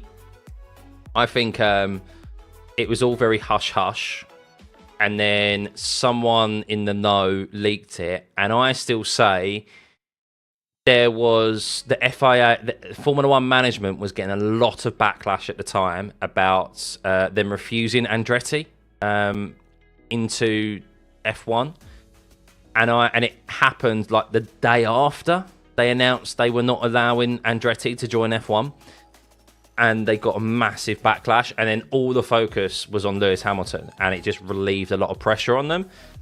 So I think that's what happened. Really, it was to divert attention away, a negative attention away from Formula One management, Liberty Media. But yeah, it looks good for actually now. And I said this, didn't I say this, guys? I said there is a change in leadership at Formula One management happening. The CEO, Greg Maffei, is leaving. He's stepping down. He's been part of Liberty Media and leading F1 since they took over F1. And a change in leadership can be a change in outlook. And wow, shock horror. The CEO, who's long-term CEO, is stepping down. And instantly we're getting discussions and talks about 11th team joining the grid. Of course, not in the form of Andretti. It's General Motors who are going to be taking it on in name, so it's technically a works team. But Yeah. Shock horror. Smaller cars, 2026 is definitely a better thing. Yeah, only slightly smaller, but has a step in the right direction, Foster, for sure. So, I don't think it'd be another back of the grid team, though, Foster. I don't think it would be. I think General Motors are a proper team. But Cadillac has racing pedigree as well. This is the thing.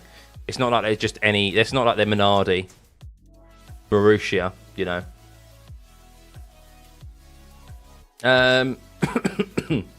Why would Merck sabotage Lewis with the massive amount of constructors' prize money at stake? The prize money at stake is minimal in the grand scheme of things. It's not as big as a difference. So it's like £12 million from first to third, because I was looking at this in regards to Red Bull. They probably maybe want some more. They probably want some more. Hang on, just listen to Toto Wolff.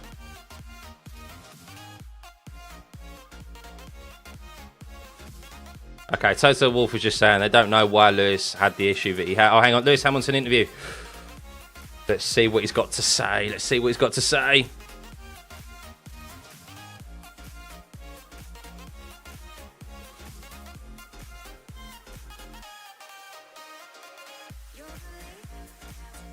Lewis just says it is what it is.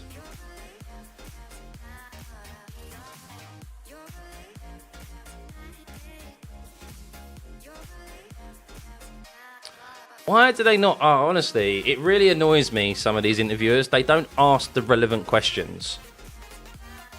Like, ask the relevant questions. Lewis, what happened out there? Was it your tyres? Was you not able to warm the tyres up correctly? It looked like that was a mistake that came from the tyres not being up to temperature. Like, absolute worthless interview questions there from the interviewer. Ridiculous. Petit Le Mans this year. What, Cadillac? They've got good racing pedigree. I don't know what they've won in recent time, but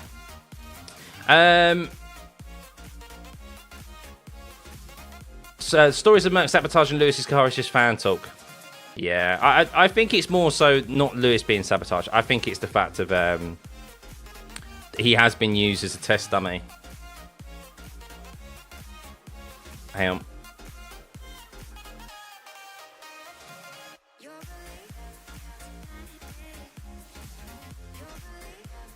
No one really mentioning about whether the tyres were up to temperature or not, which is the real issue. It's PR. That question puts blame on someone. They don't like that. I don't know. I just think as fans, like that's the question you want to ask. But tomorrow, podium prediction. I'm gonna go for. I don't see George converting this. I really don't. It's just gone. I'm gonna go. I'm gonna go Charles Leclerc win. I'm going to go for a Ferrari 1-2. I think Charles Leclerc is going to beat his teammate. It's going to be a Ferrari 1-2. Oh, do I go bold? I'm going to say... I was thinking, do I go Gasly P3? I'm really impressed by that Alpine. Like, seriously impressed. Like, that is not a fluke. That is genuine pace from the Alpine. Yeah, fuck it. I'm going to go Leclerc P1, Sainz P2, Ferrari 1-2, and Gasly P3. I just think George is going to kill his tyres again. Yeah, Jem, I think it, yeah. I think George is just going to... I think George will get overtaken by Sainz. He'll lose potential. I think so. This is what I think is going to happen. I'm getting quite specific here now. Let's just change. Hang on. So, I think what's going to happen, specifically what's going to happen, is Sainz is going to get ahead of Gasly, and then I think Sainz will get ahead of Russell. Leclerc will already have got past Gasly, and then George will get caught up in fighting Sainz, and Leclerc will find himself sneaking his way through, and then I think he'll overtake Sainz on outright pace. So, And then I think Gasly, and I think George will kill his tyres as he always does, and Gasly will finish in P3 because that Alpine is on a great run of form, and the Alpine looks like it's got genuine pace. But who knows in F1, because what we got last time out of Brazil, no one could have predicted. So, exactly, Taco. It could end up like that way. It could end up like that way. So who knows? Could there be a safety car tomorrow? I reckon there's. I think it's a very high possibility we get a safety car tomorrow. Yeah, I think so. With the cooler track conditions, we saw drivers chip away at each other last year with body contact and so forth.